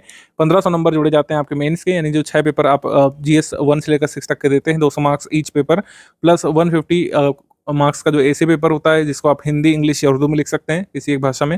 हिंदी पेपर आपको देना पड़ता है, समान हिंदी का पेपर 150 मार्क्स का होता है। तो 1500 नंबर ये हो गए। और थर्ड स्टेज इंटरव्यू स्टेज होता है, 100 मार्क्स यहाँ से होते हैं। 1600 मार्क्स में से आपकी जो टोटल मेरिट बनती है, किस पोस्ट पर आप सिलेक्ट हो पाएंगे फाइनली या फिर नहीं हो पाएंगे, ये तय होता है। तो 3 स्टेज का जो एग्जाम होता है, फर्स्ट स्टेज सबसे डिफिकल्ट मानी जाती है क्योंकि इसमें मैक्सिमम नंबर ऑफ कैंडिडेट्स ही बाहर हो जाएंगे और सिर्फ 15 गुना बचेंगे। पोस्ट के 15 गुना जो है इतने लोग मेंस लिखते हैं यूपीपीएससी में। फर्ज कीजिए कि 500 पोस्ट आती हैं तो कितने लोग मेंस लिखेंगे? सिर्फ 7500 लोग जो है मेंस लिखते हैं। यूपीपीएससी की ये पोस्ट आती हैं करीब हर साल, ये बदल जाती हैं। ये आप पढ़ लीजिएगा खुद ही, और कई लोगों ने तो रिसर्च वगैरह भी कर रखी होगी। कुछ ऐसी स्पेशल पोस्ट होती हैं जैसे अगर आप इसमें देखें, जैसे प्राविधिक सहायक भूतत्व वगैरह में कुछ आपको ऐसे स्पेशल क्वालिफिकेशन चाहिए रहती है, व्यवस्थापक वगैरह में या मैनेजमेंट वाले में आपको एमबीए वगैरह कुछ चाहिए होता है। तो आप देख लीजिएगा खुद ही, जब ऑफिशियली नोटिफिकेशन आएगा 2025 का तो उसमें हर पोस्ट का अलग अलग क्वालिफिकेशन लिखा होगा। लेकिन जनरल पोस्ट ज़्यादा होती हैं, एसडीएम, डीवाईएसपी और बीडीओ, जिसमें आपको कोई स्पेशल क्वालिफिकेशन की आवश्यकता नहीं होती है। तो इस तरीके से ये पोस्ट आती हैं। इन पोस्ट में से किसी एक का आपने सपना पाला होगा, उसको पाने के लिए पढ़ना पड़ेगा। और पेड ग्रुप में अगर आप आ चुके हैं तो अच्छे तरीके से यहाँ का स्टडी मटेरियल पढ़ेंगे, प्रैक्टिस रिसोर्सेज को फॉलो करेंगे तो आराम से जो है सिलेक्ट हो सकते हैं। सिलेबस ये दिया हुआ है। सिलेबस तो मैं कहता हूँ कि किसी भी स्टेट पीसीएस की प्रिपरेशन करते हैं तो उसका सिलेबस आपके डेस्क पे जरूर होना चाहिए, प्रिंट किया हुआ होना चाहिए। ऑनलाइन तो हर चीज़ हमारे पास अवेलेबल है, हमारे फ़ोन में, टैबलेट में, पीसी में, लेकिन सिलेबस ये प्रिंट किया हुआ होना चाहिए आपके डेस्क के पास। हमेशा आपकी नज़र पड़ेगी तो आप उसमें देखेंगे कहाँ पर आप लैग कर रहे हैं और कौन कौन सी स्टडी आप नहीं कर पाए।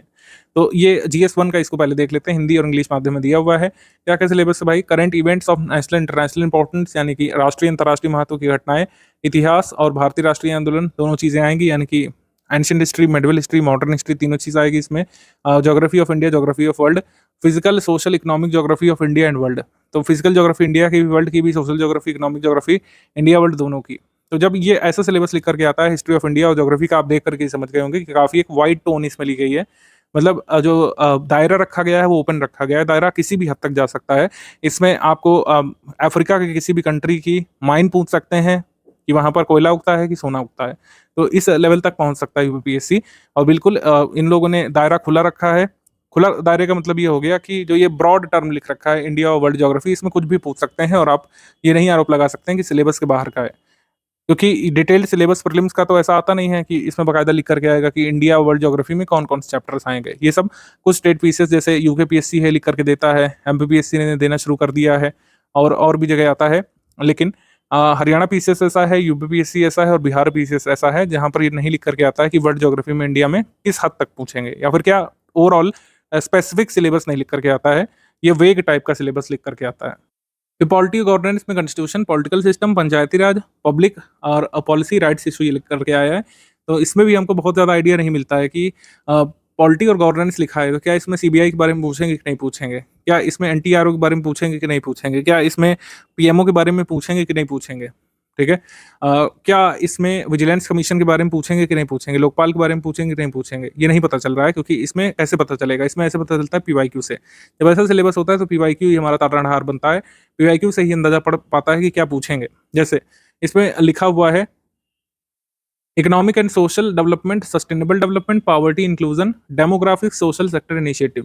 सोशल सेक्टर इनिशिएटिव में क्या पूछते हैं? बेसिकली गवर्नमेंट स्कीम आती है। सोशल सेक्टर इनिशिएटिव में गवर्नमेंट स्कीम आती है।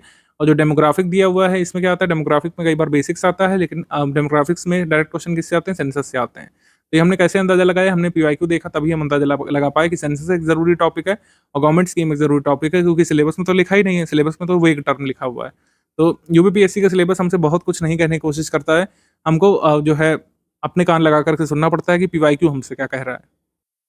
History of India, national movement हो गया, इंडियन वर्ल्ड ज्योग्राफी हो गया, पॉलिटी हो गया, एनवायरनमेंट हो गया, साइंस हो गया, करंट इवेंट्स हो गया, सबकी तैयारी हम लोग कराते हैं। इसलिए इसमें आपको ज़्यादा खुद से समझने की ज़रूरत भी नहीं है। मैंने आपको ओवरव्यू के लिए दिया और आप इसका प्रिंट जरूर रखिएगा। बाकी इसका कोई ज़्यादा सरोकार नहीं है आपके तैयारी के जीवन काल में, कि आपको अलग से इसमें रिसर्च डेवलपमेंट नहीं करनी है। स्टडी फॉर सिविल सर्विसेज के पेड बैच में अगर आप आ गए तो इसका मतलब ये है कि आपका जो ये कठिन काम है इससे डिराइव करने का कि क्या क्या आता है, वो काम आपने हमें सौंपा है। आपने फी दे करके यहाँ पर एडमिशन लिया है, इसका मतलब है कि अब हमारी जिम्मेदारी की सिलेबस में जो जो चीज़ें पूछी जाएंगी उसकी तैयारी हम आपको कराएंगे, सिलेक्शन मटेरियल दे करके और प्रैक्टिस रिसोर्स दे करके। हमारी जिम्मेदारी है कि ये सब चीज़ें हम आपको तैयार कराएं। ठीक।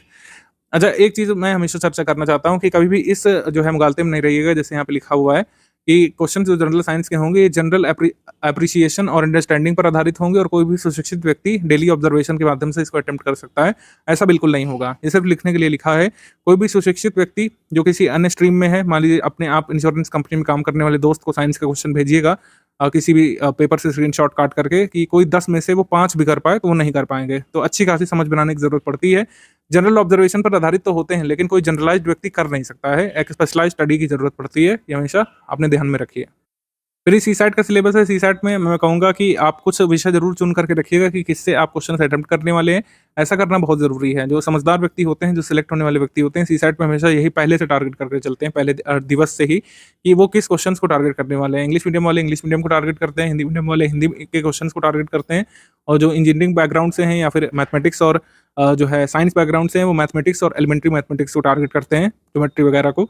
तो आप पहले से ही अपने टारगेट एरिया जरूर चुन लीजिएगा सी सैट में, क्योंकि सी सैट में जो 200 नंबर का पेपर है उसमें अल्टीमेटली आपको 66 चाहिए।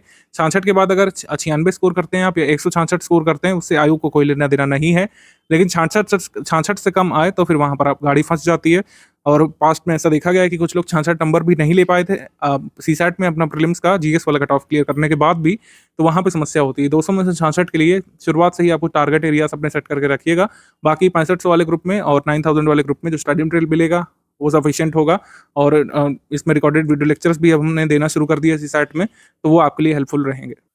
कट ऑफ एनालिसिस थोड़ा सा देख लेते हैं। अभी ये मैटर नहीं करेगा कि आपको टारगेट कितना करना है, क्योंकि फर्स्ट स्टेज ऑफ प्रिपरेशन में आप हैं। 2024 का एग्जाम हुआ नहीं है। 2024 का एग्जाम होने के बाद और उसका कट ऑफ भी देखने के बाद हम आपको ओवरऑल पिक्चर क्लियर करेंगे। बाद में आगे मैसेज आते रहेंगे किस तरीके से आपको टारगेट करना है। लेकिन अभी का जो कट ऑफ है इसको देख लेते हैं। पुराना कट ऑफ अगर आप देखेंगे 2018 के 126 नंबर गया था। बीच में फिर कट ऑफ काफी कम होने लग रहे थे। ये मैं हाईएस्ट कट ऑफ बता रहा हूँ यूआर का जो होता है एग्जीक्यूटिव ग्रुप के लिए। 117, 110, 115 गया था, 111 गया था 2022 में। लेकिन अभी अगर आप देखें 2023 में, 2023 का पेपर एक अच्छा खासा लेवल का पेपर आया था, लेकिन इसमें कट ऑफ कितना गया था आप देखेंगे। यूआर के लिए 125 गया था एग्जीक्यूटिव ग्रुप में, और एग्जीक्यूटिव ग्रुप में महिला का कट ऑफ 124 गया था। तो ये अब तक का हाईएस्ट हम लोग कह सकते हैं 2018 के बाद से। 5 साल बाद ऐसा हुआ क्यों? इसके 2 कारण थे। सबसे पहला कारण ये था कि जो है सीट नंबर ऑफ कम बहुत हैं, नंबर ऑफ सीट्स काफ़ी कम है। नंबर ऑफ सीट्स कम होने के साथ साथ एग्जीक्यूटिव ग्रुप की सीट्स भी काफ़ी कम थी। एक तो ये कारण था। दूसरा ये कारण था कि लगातार लोग अब इवॉल्व हो रहे हैं, लोग ज़्यादा नंबर ऑफ सही क्वेश्चंस निकाल रहे हैं। इसको आप डिनाई नहीं कर सकते हैं। पेपर जितना डिफिकल्ट हो रहा है, मॉडरेट हो रहा है, लोगों की क्षमताएं भी बढ़ती जा रही हैं, लोग अच्छे नंबर ऑफ क्वेश्चंस भी अटेम्प्ट करने लग रहे हैं। तो ये आप मान के करके चलिए कि आपको अच्छा खासा कंपटीशन फेस करना पड़ेगा, और उसी के हिसाब से तैयारी यहाँ पे बताई जा रही है। डेली 4-5 घंटे जुटना ऐसा ही नहीं बताया जा रहा है, आपको ऐसा करने की आवश्यकता है। अगर आप वाकई में जो है फाइनली सिलेक्ट होना चाहते हैं तो इसका मतलब है कि अच्छी खासी मेहनत करनी पड़ेगी। एक मॉडरेट डिफिकल्ट लेवल के पेपर में भी इस तरीके का कट ऑफ अगर आ रहा है तो ये आप इसे समझिए कि नंबर ऑफ सीट्स कम है और मेहनत यहाँ पर ज़्यादा डिमांडिंग है। अभी के लिए अपने ऊपर लोड नहीं लीजिएगा कि 125 लाना है हमको 200 में, कि 130 लाना है, कि 140 लाना है, कि 110 लाना है। अभी ये सब नहीं लोड लेना है। अभी आपको बेसिक प्रिपरेशन की ओर आगे बढ़ना है। सेकंड स्टेज में और थर्ड स्टेज ऑफ प्रिपरेशन में आगे हम गाइड करेंगे आपको ग्रुप में ही कि क्या आपको कट ऑफ टारगेट रखना चाहिए, किस किस नंबर पे टारगेट करना चाहिए, वो अभी बाद में बताया जाएगा। अभी सिर्फ नंबर के बारे में जानकारी रखिए, अवेयरनेस रखिए। आपको कितना टारगेट करना है आपके एग्जाम के लिए हम बाद में बताएंगे 2024 वगैरह का एग्जाम होने के बाद। टोटल आपके 35 टेस्ट होने हैं आपके पेड ग्रुप में। जो लोग फुल पेड ग्रुप में आए हैं उनके ग्रुप में, जिन लोगों ने current affair plus test series वाला ग्रुप लिया है उनके ग्रुप में, और जिन लोगों ने केवल टेस्ट सीरीज ली है उनके ग्रुप में ये टेस्ट होने हैं। तो इसमें 20 सेक्शनल टेस्ट और 15 फुल लेंथ टेस्ट का जैसे हमारा कमिटमेंट है। ये कब से शुरू हो रहा है? ये 1 जनवरी 2025 से हम इसको शुरू कर देंगे। ये टेंटेटिव डेट है, इसमें परिवर्तन किए जा सकते हैं, लेकिन अभी के लिए डेट मानिए 1 जनवरी 2025 से हम शुरू कर देंगे। किस सिलेबस का किस टॉपिक का टेस्ट किस डेट पर है, पूरा चार्ट बना हुआ है। आप इसको चाहे तो प्रिंट करके अपने पास लगा सकते हैं अपने स्टडी टेबल पर, स्टडी रूम में। 1 जनवरी 2025 से शुरू होकर के यहाँ पर पहले टॉपिक वाइज टेस्ट होंगे और फिर यहाँ पर फुल एंड टेस्ट शुरू होंगे। फुल एंड टेस्ट फाइनली हम लोग 10 मार्च 2025 को खत्म कर रहे हैं। अगर एग्जाम डेट थोड़ा सा आगे बढ़ती है या फिर इसमें कोई परिवर्तन होते हैं तो जो ये टेस्ट शेड्यूल है इसको हम लोग पोस्टपोन भी कर सकते हैं या फिर प्रीपोन कर सकते हैं, जैसा भी स्टूडेंट की सुविधा के अनुरूप होगा वैसा हम लोग करेंगे। ये टेस्ट जो है किसी भी तरीके से ऑनलाइन फॉर्मेट में नहीं कराया जाएगा, ये ऑफलाइन फॉर्मेट में ही कराया जाएगा, क्योंकि हर हाल में स्टेट पीसीएस का पेपर यूपीपीएससी का आपको प्रीलिम्स वाला ऑफलाइन फॉर्मेट में ही देना है ओएमआर पर। तो ओएमआर पर भी आपकी ओएमआर भरने की ज़्यादा से ज़्यादा प्रैक्टिस हो सके, इस लिहाज से भी ज़्यादा से ज़्यादा टेस्ट यहाँ पर आप ओएमआर पर ही करने का प्रयास करिएगा और ओएमआर बेस्ड ही हम लोग कराएंगे। पीडीएफ आपके ग्रुप में आएगी, 8 बजे टेस्ट की पीडीएफ आ जाएगी, उसको आप प्रिंट करके कर सकते हैं, चाहे तो ऑनलाइन कर सकते हैं। सामने ओएमआर रखिएगा, लैपटॉप पर क्वेश्चन खोल सकते हैं या फिर क्वेश्चन का प्रिंट ले सकते हैं। क्वेश्चन पेपर अटेम्प्ट करते हुए ओएमआर भरते हुए आपको चलना है। ओएमआर भरने के बाद आपको मिलाना है सही उत्तर कुंजी से, जो बाद में मिलेगी। उत्तर कुंजी के साथ जहाँ जहाँ पर जरूरी होगा रेलिवेंट एक्सप्लेनेशन भी दिया जाता है, जिसको आप बाद में रिवाइज कर सकते हैं। टेस्ट सीरीज के रिवीजन के लिए हम लोग एक्सप्लेनेशन देते हैं, जिससे आपको अगर टेस्ट सीरीज रिवाइज करना है तो सारे क्वेश्चंस फिर से ना देखना पड़े, आप एक्सप्लेनेशन पढ़ के भी काम चला सकें। पेड ग्रुप में टेस्ट सीरीज संबंधी अगर कोई अपडेट होता है, मान लीजिए इसकी पोस्टपोनमेंट की न्यूज़ आती है, वो आपको कहाँ मिलेगी? पेड क्विज ग्रुप से मिलेगी। आपके टेस्ट सीरीज में कोई क्वेश्चन गलत हो जाता है, उसमें कोई एरर आ जाती है, ह्यूमन एरर के कारण कोई स्पेलिंग मिस्टेक आ जाती है, या फिर एक ही जगह बी आ जाता है, बी की जगह डी आ जाता है सही उत्तर में, तो उसका अपडेट हमको आपको क्विज ग्रुप में दे देते हैं। कोई भी आपका टेस्ट सीरीज के शेड्यूल में परिवर्तन होगा या फिर कोई एरर करेक्शन होगा, वो आपको क्विज ग्रुप में बता दी जाएगा। तो क्विज ग्रुप से लगातार जुड़े रहिएगा, उसको एग्जिट मत करिएगा कभी भी। पूरे कोर्स ड्यूरेशन के दौरान रिकमेंडेड है, कोई भी ग्रुप आप एक्सिट नहीं करिएगा। स्ट्रैटेजी वीडियो की एक एक बात ध्यान से सुनना है, उसको फॉलो करना है, जो आप लोग कर ही रहे होंगे अगर अब तक यहाँ तक सुन चुके हैं। टेस्ट सीरीज का कोई आपका डाउट है आप डिस्कशन ग्रुप में भेज सकते हैं। कोई पर्सनल समस्या हो तो ज्ञान सर के व्हाट्सएप नंबर तो है ही, ज्ञान सर के व्हाट्सएप नंबर पर तो आप भेज ही सकते हैं उसको। स्टडी फॉर सिविल सर्विस की ये टेस्ट सीरीज हमेशा ओरिजिनल कराई जाती है। फ्रेश टेस्ट सीरीज हमारी टीम ड्राफ्ट करती है हर साल। आप 2019 की टेस्ट सीरीज उठा करके 2020 वाले से मिला सकते हैं, 2018 की टेस्ट सीरीज 2019 वाली से मिला सकते हैं, 2022 वाली 2024 वाली से मिला सकते हैं। कोई भी उसमें आपको सिमिलरिटी नहीं मिलेगी। कुछ क्वेश्चंस जो पीवाईक्यू आधारित जो बहुत रेलिवेंट होते हैं वो भले ही रिपीटेड देखने को मिल सकते हैं फैक्ट के रूप में, अदरवाइज हमारी टेस्ट सीरीज जो है कॉपी नहीं की जाती इधर उधर से। हमारी टेस्ट सीरीज में पीवाईक्यू जंबल करके डालने वाला काम नहीं होता है, जैसे मार्केट की हर दूसरी टेस्ट सीरीज में होता है। सिर्फ पीवाईक्यू को इधर उधर मर्ज करके हम लोग नहीं देते हैं। हमारी team fresh test series draft करती है, जिससे एग्जाम में आपको डायरेक्टली फायदा मिले। हमारी टीम लेटेस्ट ट्रेंड और पैटर्न के हिसाब से टेस्ट सीरीज ड्राफ्ट करती है, जिसका फायदा आपको एक्चुअल एग्जाम में मिलता है। यूपीपीएससी जीएस पेपर 1 में प्रीवियस ईयर में किस सब्जेक्ट या टॉपिक से कितने क्वेश्चंस बनते हैं, इसको भी एक बार ब्रीफली देख लेते हैं, समझ लेते हैं। जैसे हिस्ट्री ऑफ इंडिया यानी कि एंशिएंट मिडिवल हिस्ट्री से कुल मिलाकर 15 क्वेश्चन आए थे 2023 में। 2022 में भी 15 क्वेश्चन इसमें आए थे और 8 क्वेश्चन आए थे 2021 वाले पेपर में, एंड 16 क्वेश्चन 2020 वाले पेपर में। 2019 वाले में 13 सवाल इसमें आए थे। इंटरनेशनल मूवमेंट या फिर मॉडर्न हिस्ट्री से आए थे 11 प्रश्न, 9 प्रश्न, 11 प्रश्न, 6 और 9। तो इस तरीके से आप मान के चलिए 1/6 लगभग वेटेज जो होता है 28 से 29 से 30 क्वेश्चन ओवरऑल हिस्ट्री पोर्शन से बनते हैं। तो काफ़ी इंपॉर्टेंट टॉपिक होता है हिस्ट्री प्रीलिम्स एग्जाम के लिए। और इंडियन इकोनॉमी से 11 सवाल आए थे, जिसमें 7 करंट अफेयर के थे, इसमें 4 प्रश्न आए थे, इसमें करीब 2 करंट अफेयर के थे। 8 क्वेश्चन इसमें आए थे 2021 में, मोस्टली करंट अफेयर से लिंक होकर के आए थे। तो इकोनॉमी स्टैटिक और इकोनॉमी करंट अफेयर में क्या डिफरेंस होता है, इसको एक बार देख लेते हैं। इकोनॉमी स्टैटिक और इकोनॉमी करंट अफेयर क्वेश्चन में डिफरेंस होता है, जब भी हम डेफिनेशन बेस्ड क्वेश्चन या फिर एनसीईआरटी बेस्ड क्वेश्चन या फिर जो इस्टेब्लिश्ड नॉर्म्स हैं, जो नियम है, नियम कायदे कानून जो सरकार बना चुकी है, उस पर बात करते हैं, तो वो होता है आपका इकोनॉमी स्टैटिक, हम लोग उसको बोलते हैं। जैसे इसमें पूछा कि पावर्टी एस्टिमेशन का क्या मेथड भारत में फॉलो किया जाता है, तो हेड काउंट रेशियो फॉलो होता है। कैलोरी इनटेक से भी पावर्टी एस्टिमेशन भारत में हुआ है, और हाउस होल्ड कंजप्शन एक्सपेंडिचर से होता है। पर कैपिटा इनकम से भारत में कभी पावर्टी एस्टिमेशन होता नहीं, क्योंकि पर कैपिटा इनकम भारत में नहीं अवेलेबल हो पाती है कई बार, और एक कुछ पैरेलल इकोनॉमीज भारत में चल रही हैं, इनफॉर्मल सेक्टर है। तो इसमें क्या होता है कि भारत में पर कैपिटा इनकम से पावर्टी एस्टिमेशन नहीं हुआ है कभी आज तक। तो ये हो गया इकोनॉमी। अब मान लीजिए पावर्टी एस्टिमेशन का कोई नया मेथड अनाउंस हो जाता है, तो वो हो जाएगा इकोनॉमी करंट अफेयर। जैसे इकोनॉमी करंट अफेयर में जो नया इकोनॉमिक सर्वे या फिर जो नया बजट आता है, उससे कई बार प्रश्न आते हैं। ये पेपर है 2020 वाले पेपर का, और इसमें बजट 2020-21 से देखिए प्रश्न पूछा गया है। कृषि की आय दोगुनी करने के लिए ग्रामीण विकास पर ध्यान केंद्रित किया गया है बजट 2020-21 में, और इसमें 16 पॉइंट प्रोग्राम कृषि सिंचाई ग्रामीण विकास के लिए यहाँ पे अनाउंस किए गए थे। तो अब आप ये मान के चलिए, अगर बजट से आपके 2025 वाले पेपर में सवाल आया, तो किस बजट से प्रश्न आएगा? बजट आएगा बजट 2025-26 से, ये आप मान के चलिए। तो बजट 2025-26 से यहाँ पे प्रश्न पूछा जाएगा, ना कि बजट 2020-21 से। तो ये हो गया इकोनॉमी करंट अफेयर। जैसे बजट से प्रश्न बन सकता है, 2021 वाले एक पेपर में पूछा गया था कि 2021-22 के बजट में जो एलोकेशन किए गए हैं उसके हिसाब से इसको क्रम से लगा दीजिए, ठीक है। तो ये हो गया। मैं आपको जो बताने की कोशिश कर रहा हूँ कि जब भी इकोनॉमी करंट अफेयर का सवाल होता है तो वो प्रश्न हर साल बदल जाएगा। आपकी बार जो सवाल आएगा 2024 वाले पेपर में या फिर आपके 2025 वाले पेपर में वो लेटेस्ट बजट से आएगा, पुराने बजट से नहीं। जैसे पुरानी कोई गवर्नमेंट स्कीम पूछी या पुरानी जो कमिटीज़ हैं पॉवर्टी एस्टिमेशन संबंधित या फिर किसी अन्य कार्य के लिए बनाई गई कमेटी, उससे संबंधित अगर चीज़ें पूछेंगे तो उसको हम लोग कहेंगे इकोनॉमी करंट अफेयर। जैसे पुरानी स्कीम्स इसमें पूछी है, नाबार्ड की स्थापना कब हुई, किसान क्रेडिट कार्ड कब आया था, और establishment of regional rural bank ये कब कब हुआ था, तो ये आपका इकोनॉमी स्टैटिक हो गया। इकोनॉमी में डेफिनेशन बेस्ड क्वेश्चन की कोर इन्फ्लेशन क्या होता है, हेडलाइन इन्फ्लेशन क्या होता है, डब्ल्यूपीआई क्या होता है, सीपीआई क्या होता है, ठीक है, एब्सोल्यूट पॉवर्टी किसे कहते हैं, ये सब जो चीज़ें डेफिनेशन बेस्ड है, जो इस्टेब्लिश डेफिनेशन है उसको हम लोग बोलेंगे इकोनॉमी स्टैटिक, और जो नवीन चीज़ें पूछेंगे उसको बोलेंगे इकोनॉमी करंट अफेयर। जैसे अगर आपसे पूछें कि रिप्लेसमेंट लेवल फर्टिलिटी की वैल्यू क्या होती है, तो ये हो जाएगा 2.1, ये स्टैटिक हो गया। लेकिन अभी भारत में पूछें कि टीएफआर कितनी चल रही है, जैसे ये पूछा प्रीवियस ईयर में 2015-16 के हिसाब से, अगर 19-20 के हिसाब से पूछें तब ये आंसर डिफरेंट हो जाएगा, तो इसको हम लोग बोलेंगे economy current affair. General science के इसमें क्वेश्चन ज़्यादा आते हैं। साइंस टेक्नोलॉजी क्वेश्चन यूपीपीएससी में कम आते हैं। साइंस टेक्नोलॉजी जैसे यूपीएससी में आजकल ज़्यादा पूछी जा रही है, इसमें जनरल साइंस आती है। जनरल साइंस और साइंस टेक में क्या अंतर है इसको भी देख लेते हैं थोड़ा सा। जनरल साइंस का मतलब हो गया जो हम चीज़ें डेफिनेशंस एनसीईआरटी में पढ़ते हुए आ रहे हैं, जो इस्टेब्लिश्ड चीज़ें हैं, जैसे कौन क्या होता है, हमारे बॉडी की वर्किंग कैसी होती है, कौन से केमिकल का क्या यूज़ है। जैसे आपसे पूछ लें कि वुड स्पिरिट जो है किसे कहते हैं, वुड स्पिरिट,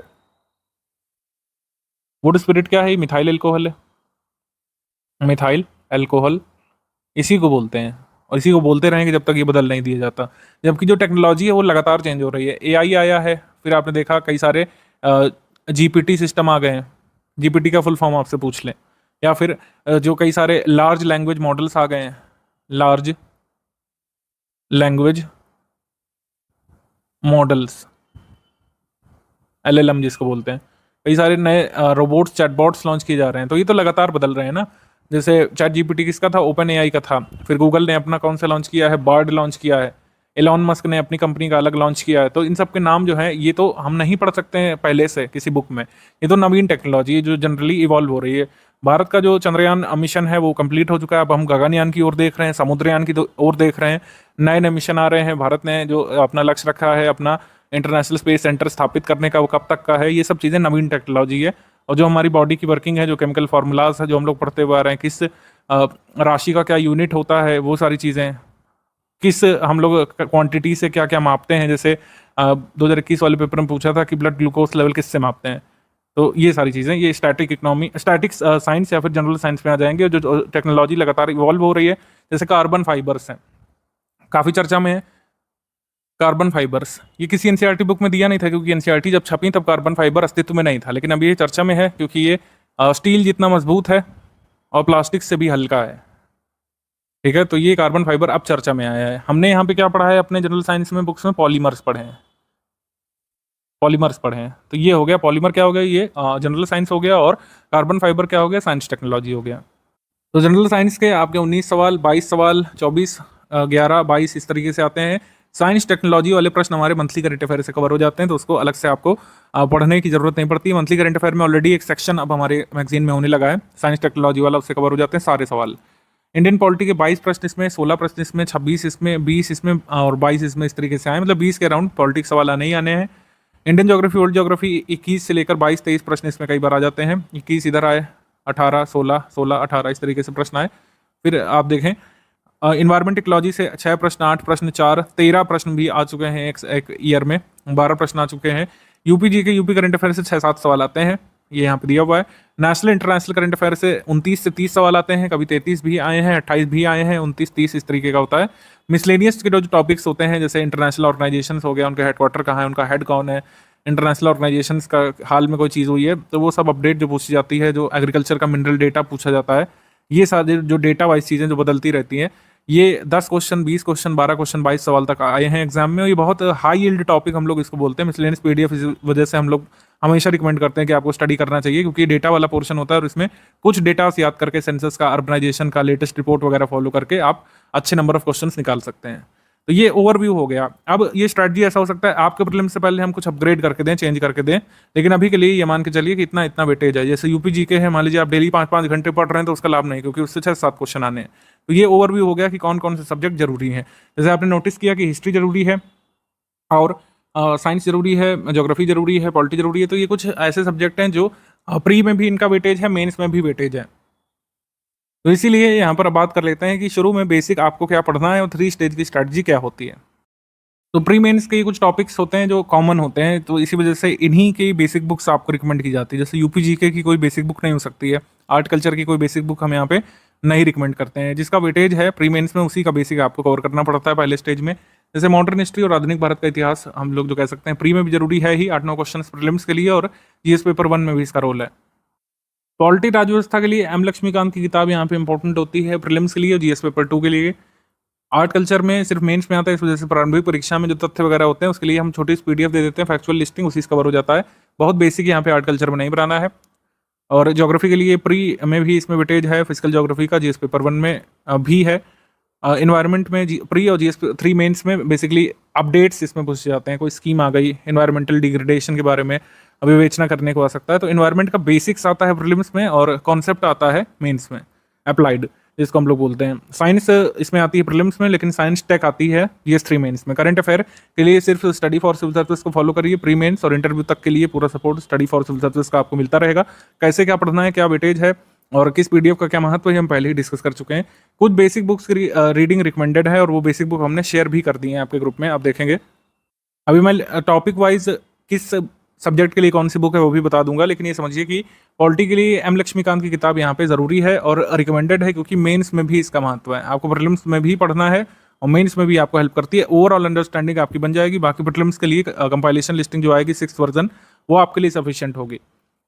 फिर ज्योग्राफी के लिए कक्षा 6 से 12 तक की न्यू एनसीईआरटी बुक्स यहाँ पे रिकमेंडेड होती हैं। अगर आप 6 से 12 नहीं करते तो कम से कम 9 से 12 यहाँ पर रिकमेंडेड होता है, लेकिन 6 से भी कर लेंगे तो कोई इसमें घाटा नहीं है, अभी तो किया जा सकता है। अगर आपका टारगेट 2025 ही है तो आराम से सब चीज़ें कंप्लीट की जा सकती हैं, बहुत शनय शनय आप कंप्लीट कर सकते हैं बिना किसी जल्दीबाजी के।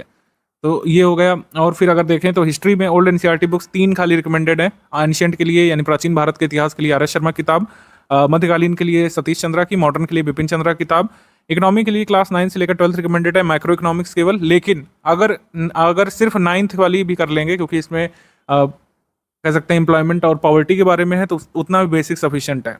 बाकी क्लास 9 से 12 तक का पूरा समरी भी हम दे देते हैं, तो अलग अलग बुक पढ़ने की जरूरत नहीं होती है।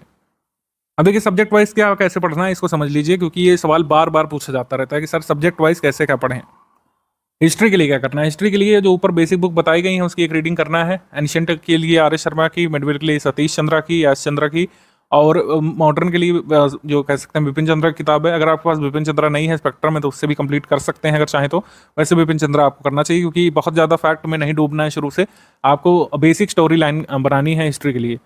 अच्छा, कुछ लोग समझते हैं कि इन किताबों से क्या पेपर में हो जाएगा, ऐसा कुछ नहीं, ये सब बेसिक बनाने के लिए है और बेसिक बनाना ज़रूरी है, तभी आपको कंपाइलेशन लिस्टिंग का मैक्सिमम बेनिफिट मिलता है।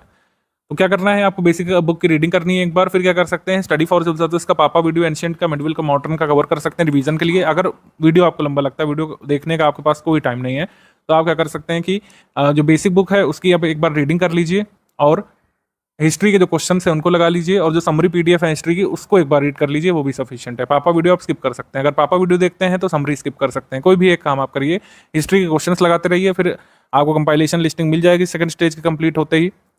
और फिर जो है आप कंपाइलेशन लिस्टिंग पढ़ते रह सकते हैं, क्विज के क्वेश्चंस करिए, पीवाईक्यू करिए, इस तरीके से हिस्ट्री प्रीलिम्स के लिए पूरी होगी। अब ज्योग्राफी के लिए सुनिए। ज्योग्राफी के लिए एनसीईआरटी 6 से 12th बेसिक बुक आपको कंप्लीट करनी चाहिए, बिल्कुल की भी जा सकती है। सभी का क्लास वाइज पापा वीडियो बना हुआ है।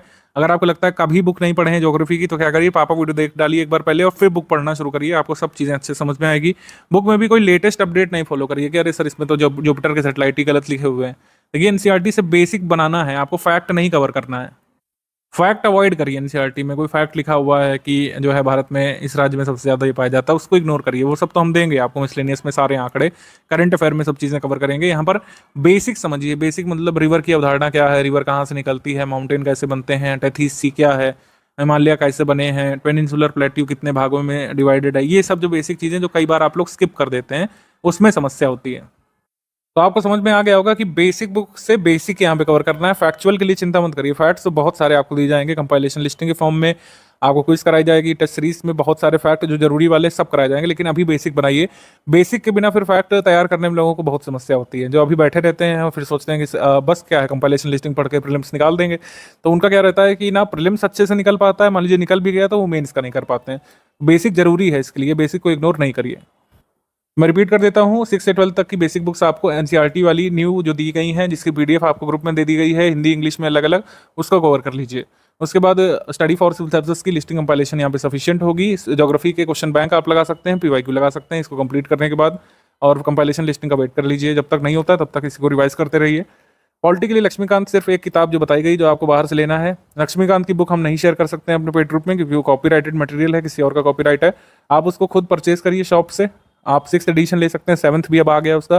कुछ चैप्टर्स यूपीएससी के लिए जो जुड़े हैं 7th में, वो बहुत ज़्यादा इंपॉर्टेंट नहीं है, 6th से भी काम हो जाएगा जिनके पास 6th है। उससे आप बारीकी से समझने की कोशिश करिए। जो पॉलिटी है, इंडियन पॉलिटी का जो बेसिक्स है उसकी समझने की कोशिश करिए। प्रीलिम्स में ज़्यादातर लिस्टिंग्स ऑफ फैक्ट आते हैं, तो लेकिन जीएस पेपर 2 जो है उसके लिए अवधारणाएं बनाने के लिए बहुत ज़रूरी है लक्ष्मीकांत की रीडिंग। लक्ष्मीकांत की बुक पढ़ने के बाद पॉलिटी के टॉप 500 क्वेश्चन हमने प्रैक्टिस के लिए दिए हैं, उसको आप फॉलो कर सकते हैं। तब तक फिर कंपाइलेशन लिस्टिंग आ जाएगी, उससे आप प्रीलिम्स के लिए रिवाइज करते रहिए। विज्ञान के लिए स्टडी फॉर सिविल सर्विसेज के लिए पापा वीडियो की पीडीएफ हमने दे दी है, उससे आप बेसिक बनाइए। टॉप 600 एनसीईआरटी क्वेश्चंस दे दिए हैं, एनसीईआरटी बुक्स के ही, उसको आप लगा सकते हैं। और कंपाइलेशन लिस्टिंग जो आ जाएगी प्रीलिम्स के लिए वही सफिशिएंट होगी। साइंस के लिए, साइंस की आपको बुक क्लास वाइज नहीं पढ़नी है, जो पापा वीडियो दिया गया है वही सफिशिएंट है। और पापा वीडियो नहीं पढ़ सकते, पापा वीडियो की पीडीएफ भी हमने बना करके दे दी है। एनवायरमेंट के लिए स्टडी फॉर सिविल सर्विस की समरी पीडीएफ, टॉप 400 क्वेश्चन फिलहाल दे दिए गए हैं, इससे इतना ही सफिशिएंट है अभी के लिए। स्टडी फॉर सिविल सर्विस की समरी से बेसिक बनाइए, क्वेश्चंस की प्रैक्टिस कर लीजिए। एनवायरमेंट की कंपाइलेशन लिस्टिंग जो आ जाएगी प्रीलिम्स के लिए, केवल उसी को पढ़िएगा। मेंस के लिए भी एनवायरमेंट का जो आपको कंटेंट मेंस ग्रुप में अलग से मिला होगा उससे होगा, क्योंकि एनवायरमेंट में ज़्यादातर करंट अफेयर आते हैं मेंस में। अर्थव्यवस्था के लिए हमने बताया क्लास 9 से 12 तक की मैक्रो इकोनॉमिक्स की समरी हमने दे दी है। अगर बुक पढ़ना चाहते हैं तो 9th की जरूर पढ़ लीजिए, अदरवाइज बुक्स आप स्किप करके जो ये समरी दी हुई है ना, इसको पढ़ लीजिए आप। और फिर इकोनॉमी की हमने बेसिक फैक्ट की डेफिनेशन की कंपाइलेशन दे दी है स्टैटिक इकोनॉमी के लिए। मतलब स्टैटिक इकोनॉमी आप लोग अगर सोच रहे हो कि कैसे तैयार करें, तो जो इकोनॉमी की हमने कंपाइलेशन पीडीएफ दे दी है ग्रुप की शुरुआत में ही, उससे आपकी स्टैटिक इकोनॉमी और जो बेसिक कॉन्सेप्ट है वो कवर हो जाएंगे इकोनॉमी के। आप इन्फ्लेशन की डेफिनेशन नहीं जानते हैं, आप अगर WPI नहीं जानते हैं, कितने इंडेक्सेस आते हैं, कोर इंडस्ट्रीज भारत की कौन कौन सी है, भारत की इंडस्ट्रियल पॉलिसी कितनी बार रिवाइज हुई है, ये सारी चीज़ें सब इसमें बेसिक इकोनॉमी कंपाइलेशन में कवर करा दी गई है। तो करंट अफेयर इकोनॉमी का कैसे कवर होगा? करंट अफेयर कवर होगा जब यूनियन बजट, यूपी बजट, ये सब आपको नया दिया जाएगा। इकोनॉमिक सर्वे जो सरकार द्वारा नया जारी किया जाएगा 2025 वाला, वो दिया जाएगा। बजट 2025 वाला जरूरी है, हालांकि 24 वाला भी आपको मिल जाएगा रेफरेंस के लिए, अच्छे समझने के लिए। जब बजट का हम बनाएंगे, क्योंकि चुनाव के बाद ही अब बजट आएगा, ये चुनाव का वर्ष है तो बजट फेब में नहीं आता, जुलाई में आता है। तो जुलाई तक जो बजट आएगा उसको हम लोग समराइज करके आपके ग्रुप में देंगे। बाकी करंट अफेयर के लिए हमने बता दिया, daily current affair basic understanding और मेंस की अंडरस्टैंडिंग के लिए पढ़ते रहिए। डेली अपडेट्स के लिए डेली करंट अफेयर का जो कह सकते हैं क्विज वगैरह है, ये शुरू हो जाएगा। क्विज ग्रुप आपका शुरू होगा 2024 के प्रीलिम्स होने के बाद, मतलब जुलाई एंड तक आप मान के चलिए आपका क्विज ग्रुप शुरू हो जाएगा। मंथली करंट अफेयर पीडीएफ हर माह के अंत में भेजी जाती है, प्रारंभिक परीक्षा में पूछे जाने वाले सवालों को कवर करती है, तो आपको कवर करते रहना है। जैसे जैसे दी जा रही है उसको कवर करते रहिए। मिसलेनियस टॉपिक्स जो अपडेटेड अभी तक हैं वो हमने दे दिए हैं। 2025 में आपको पेपर है, कई आंकड़े कई बार बदल जाते हैं, तो जो भी अपडेट होगा, मान लीजिए ISFR नहीं आएगी आपके एग्जाम के लिए, वो आपको अपडेट करके दी जाएगी। यूपी स्पेशल में यूपी स्टैटिक जीके आती है, यूपी करंट अफेयर आती है। तो यूपी स्टैटिक जीके और यूपी जीके के टॉप 1000 क्वेश्चन ये स्टैटिक के लिए हैं। बाकी यूपी करंट अफेयर आपके ग्रुप में आता रहेगा। यूपी बजट, यूपी का कोई भी अपडेट आ गया, कोई रिपोर्ट आ गई, वो आपके ग्रुप में मिलता रहेगा। यूपी स्टैटिक इससे कवर होगा, यूपी स्टैटिक के नोट्स से और 1000 क्वेश्चन से। स्टैटिक मतलब उत्तर प्रदेश कितने इकोनॉमिकल जोन्स में डिवाइडेड है, कितने इकोलॉजिकल जोन्स में डिवाइडेड है, ठीक है। उत्तर प्रदेश में कितने बर्ड सेंचुरी हैं अभी तक, उत्तर प्रदेश में रामसर साइट कितने, सब स्टैटिक के नोट्स में कवर है। और उत्तर प्रदेश का जितना भी करंट अफेयर वो आपको मंथली बेसिस पर मिलता रहेगा। तो आई होप अब सब्जेक्ट वाइज क्लियर होगा क्या कैसे करना है। प्रायोरिटी वगैरह अभी आप छोड़ सकते हैं, क्योंकि अभी एकदम तो नज़दीक है नहीं प्रीलिम्स, अभी काफ़ी टाइम है हमारे पास, अभी तो आपको स्टडी ओरिएंटेशन बनाना है। तो ये प्रायोरिटी वाला छोड़ दीजिए, अभी किस तरीके से कैसे सब्जेक्ट वाइज आपको स्टडी करना है ये समझिए। अब अपनी स्ट्रैटेजी को, जो कि एक लॉन्ग टर्म स्ट्रैटेजी है, इसको 3 हिस्सों में तोड़ सकते हैं। पहला स्टेज होगा 5 घंटे डेली आपको स्टडी करना है। ये जो पहला स्टेज है ये लास्ट करना चाहिए 30 डेज से लेकर 45 डेज तक। मतलब जितना भी हमने बेसिक आपको स्टडी मटेरियल और बुक्स बताए हैं, ये आपको 30 से 45 डेज तक कंप्लीट करना चाहिए। बेसिक बुक आपको कवर करनी है हिस्ट्री, पॉलिटी, ज्योग्राफी की, सिर्फ 3 कवर करनी है, और तो किसी सब्जेक्ट की बताई नहीं गई है। अंडरस्टैंड करना है आपको daily current affair. Daily current affair को कॉम्प्रिहेंसिवली अंडरस्टैंड करने के लिए 10-15 दिवस यहाँ पर काफ़ी है। पहले ऐसा हो सकता है कि आपको एक दिन का करंट अफेयर कवर करने में 2-2.5 घंटे लग रहे हैं, फिर जो है कम टाइम लगेगा, 1.5 घंटे लगेगा, फिर 1 घंटे। आपको 30 मिनट भी लाना है कि 30 मिनट में आप डेली करंट अफेयर कवर करके नोट्स भी बना सकें। और सब पूरा उदाहरण मैं आपको अभी एक एक करके देने वाला हूँ कैसे ऐसा कर सकते हैं। 2 मंथ का प्री स्पेशल करंट अफेयर आपको इस पूरे फर्स्ट स्टेज की जर्नी में कवर कर लेना है। यूपी करंट अफेयर जितना कवर करना है वो आप, मतलब यूपी करंट अफेयर जो की पीडीएफ जो दी गई है वो आपको कवर कर लेना है। पीवाईक्यू एनालिसिस जो है स्टडी करना शुरू कर दीजिएगा। पीवाईक्यू का अभी सिर्फ एनालिसिस करिए, उसके मतलब कह सकते हैं रिवाइज मत करिए ना, उसको तैयार करने की कोशिश करिए। पीवाईक्यू में एनालिसिस ये करिए कि किस तरीके के क्वेश्चंस बनते हैं, कितने लेंदी क्वेश्चंस बनते हैं एक पेपर में, कितने टफ कितने ट्रिकी क्वेश्चन बन रहे हैं, क्या आप इन क्वेश्चंस का आंसर एनसीईआरटी बुक पढ़ के कर सकते हैं कि नहीं, और नोट मेकिंग कैसे करें। जो जीएस के टॉपिक्स हैं उस पर जो है थोड़ा सा मतलब काम करना आपको शुरू करना है, ये बेसिक होगा। कई लोग पूछते हैं सर बेसिक में कवर कर क्या करना है, तो ये सब आपको बेसिक में कवर करना है, एक्सप्लिसिटली मैंने यहाँ पे बता दिया है। पीवाईक्यू एनालिसिस और नोट मेकिंग आपको करने की अवधारणा बनाना शुरू करना है। नोट मेकिंग अभी कैसे कर सकते हैं इसका उदाहरण मैं अभी देने जा रहा हूँ। सेकंड स्टेज में क्या करना है, सेकंड स्टेज में करना है कि जो बचा हुआ स्टडी मटेरियल है, जैसे इकोनॉमी की कंपाइलेशन है वो आपको स्टडी करनी है, इन्वायरमेंट की समरी जो है स्टडी कर लेनी है। उसके अलावा जो भी टॉपिक मिसलेनियस का कोई बच रहा है, कोई अलग पीडीएफ हमने गवर्नमेंट स्कीम वगैरह की दी है उसको रिवाइज करना शुरू करिए। एक्चुअल पीवाईक्यू स्टडी यहाँ से शुरू कर सकते हैं। पीवाईक्यू काफ़ी सारे हैं, इस वजह से एक बार सेकंड स्टेज में पढ़िए और एक बार फाइनली थर्ड स्टेज में।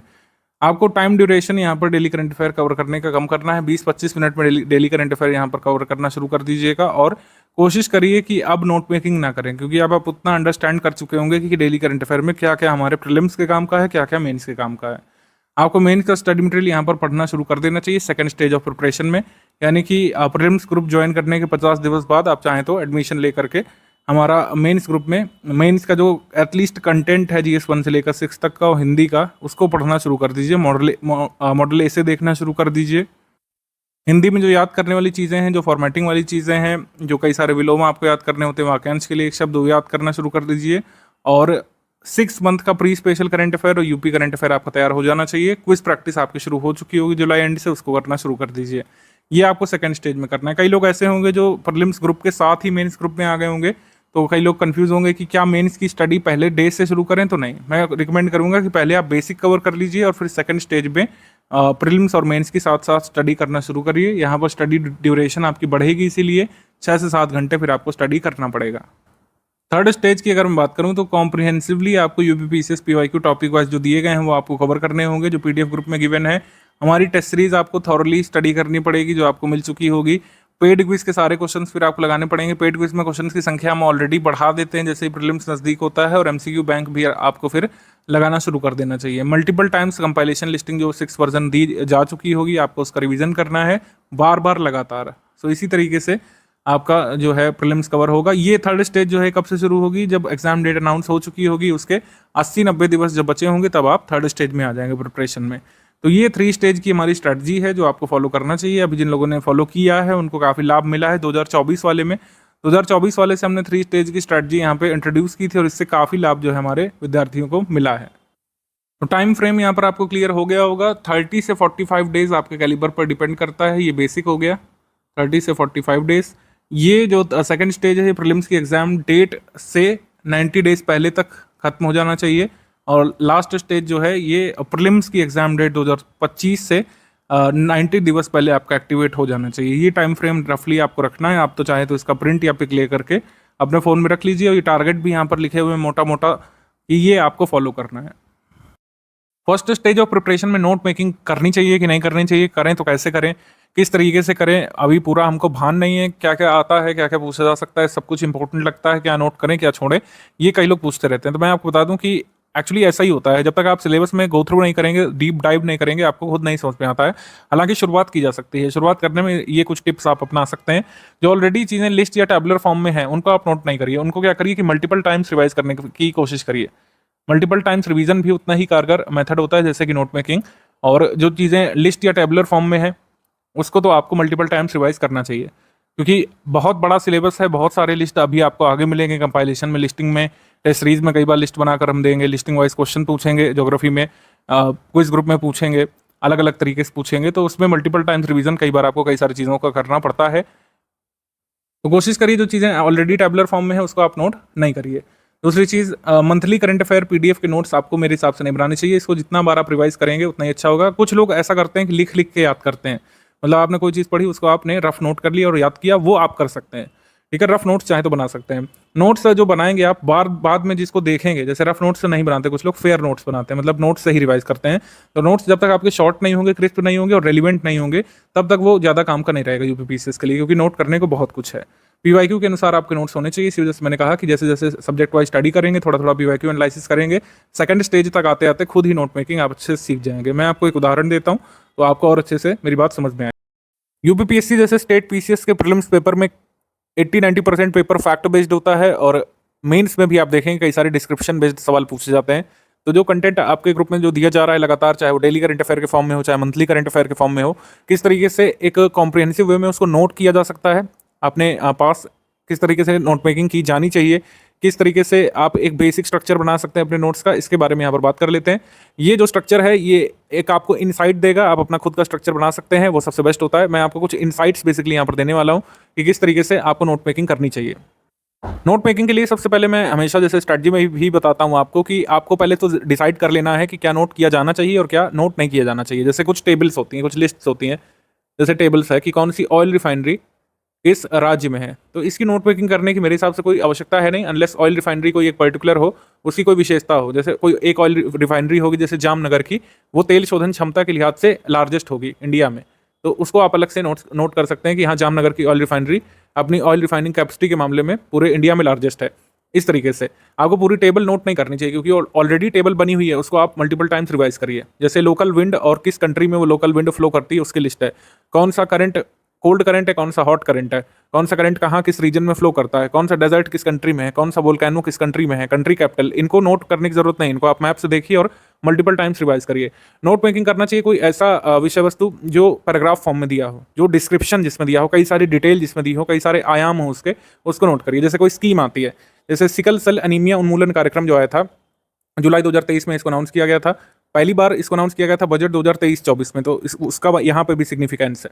तो सिकल सेल एनीमिया उन्मूलन कार्यक्रम पर हम यहाँ पर देखेंगे किस तरीके से नोट मेकिंग करनी चाहिए, और सिकल सेल डिसीज क्या है, इसको भी कैसे हम लोग शॉर्ट में शामिल कर सकते हैं। पूरी स्कीम और पूरा बेसिक जो सिकल सेल एनीमिया का है, इसको हमने पूरे पेज में यहाँ पे लिख लिया है, और पेज में जगह भी आप देख रहे हैं बच रही है। तो इस तरीके की नोट मेकिंग करनी है जो रेलिवेंट हो और क्रिस्प हो। इसमें अगर हम 4 पेज में इसको नोट करते हैं तो वो हमारे काम का नहीं रहता। नोट मेकिंग में आपको कंटेंट को शॉर्ट करना है, रेलिवेंट बनाना है, और काम की चीज़ें जो बिल्कुल आपको लर्न करनी चाहिए एग्जाम तक, बस वही नोट करना है। जैसे सिकल सेल एनीमिया की बात करें तो ये बेसिक यहाँ पर हमने बना लिया है। Sickle cell anaemia is what, तो आप थोड़े थोड़े पॉइंटर बना सकते हैं कि व्हाट, व्हाई, व्हेन, इफेक्ट और अदर डिटेल। तो ये हाईलाइटेड रहता है, तो जब आप रिवाइज करने जाते हैं तो बहुत अच्छी तरीके से आपको रिकॉल भी होता है, रिकॉल करने में हेल्प करता है इस तरीके का नोट।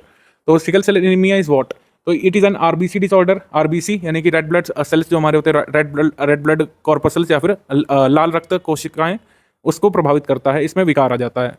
अब इसमें विकार आ जाता है, आरबीसी का आकार यहाँ पर बदल जाता है, आरबीसी का आकार विकृत हो जाता है। नॉर्मल आरबीसी का जो शेप होता है वो होता है बाइकॉनकेव, और सिकल सेल अनीमिया जब हो जाता है किसी व्यक्ति को, तो उसके आरबीसी का कह सकते हैं आकार, आकृति कैसी हो जाती है, सिकल जैसा। सिकल का मतलब क्या होता है, सिकल इज व्हाट, सिकल का मतलब होता है दरांती, दरांती या हाशिया या हंसुआ जिसको बोलते हैं, वैसा हो जाता है, दरांती के शेप का हो जाता है। और दरांती के शेप का होने के बाद ये होता है कि फ्लेक्सिबल नेचर जो होता है आरबीसी का, वो चला जाता है।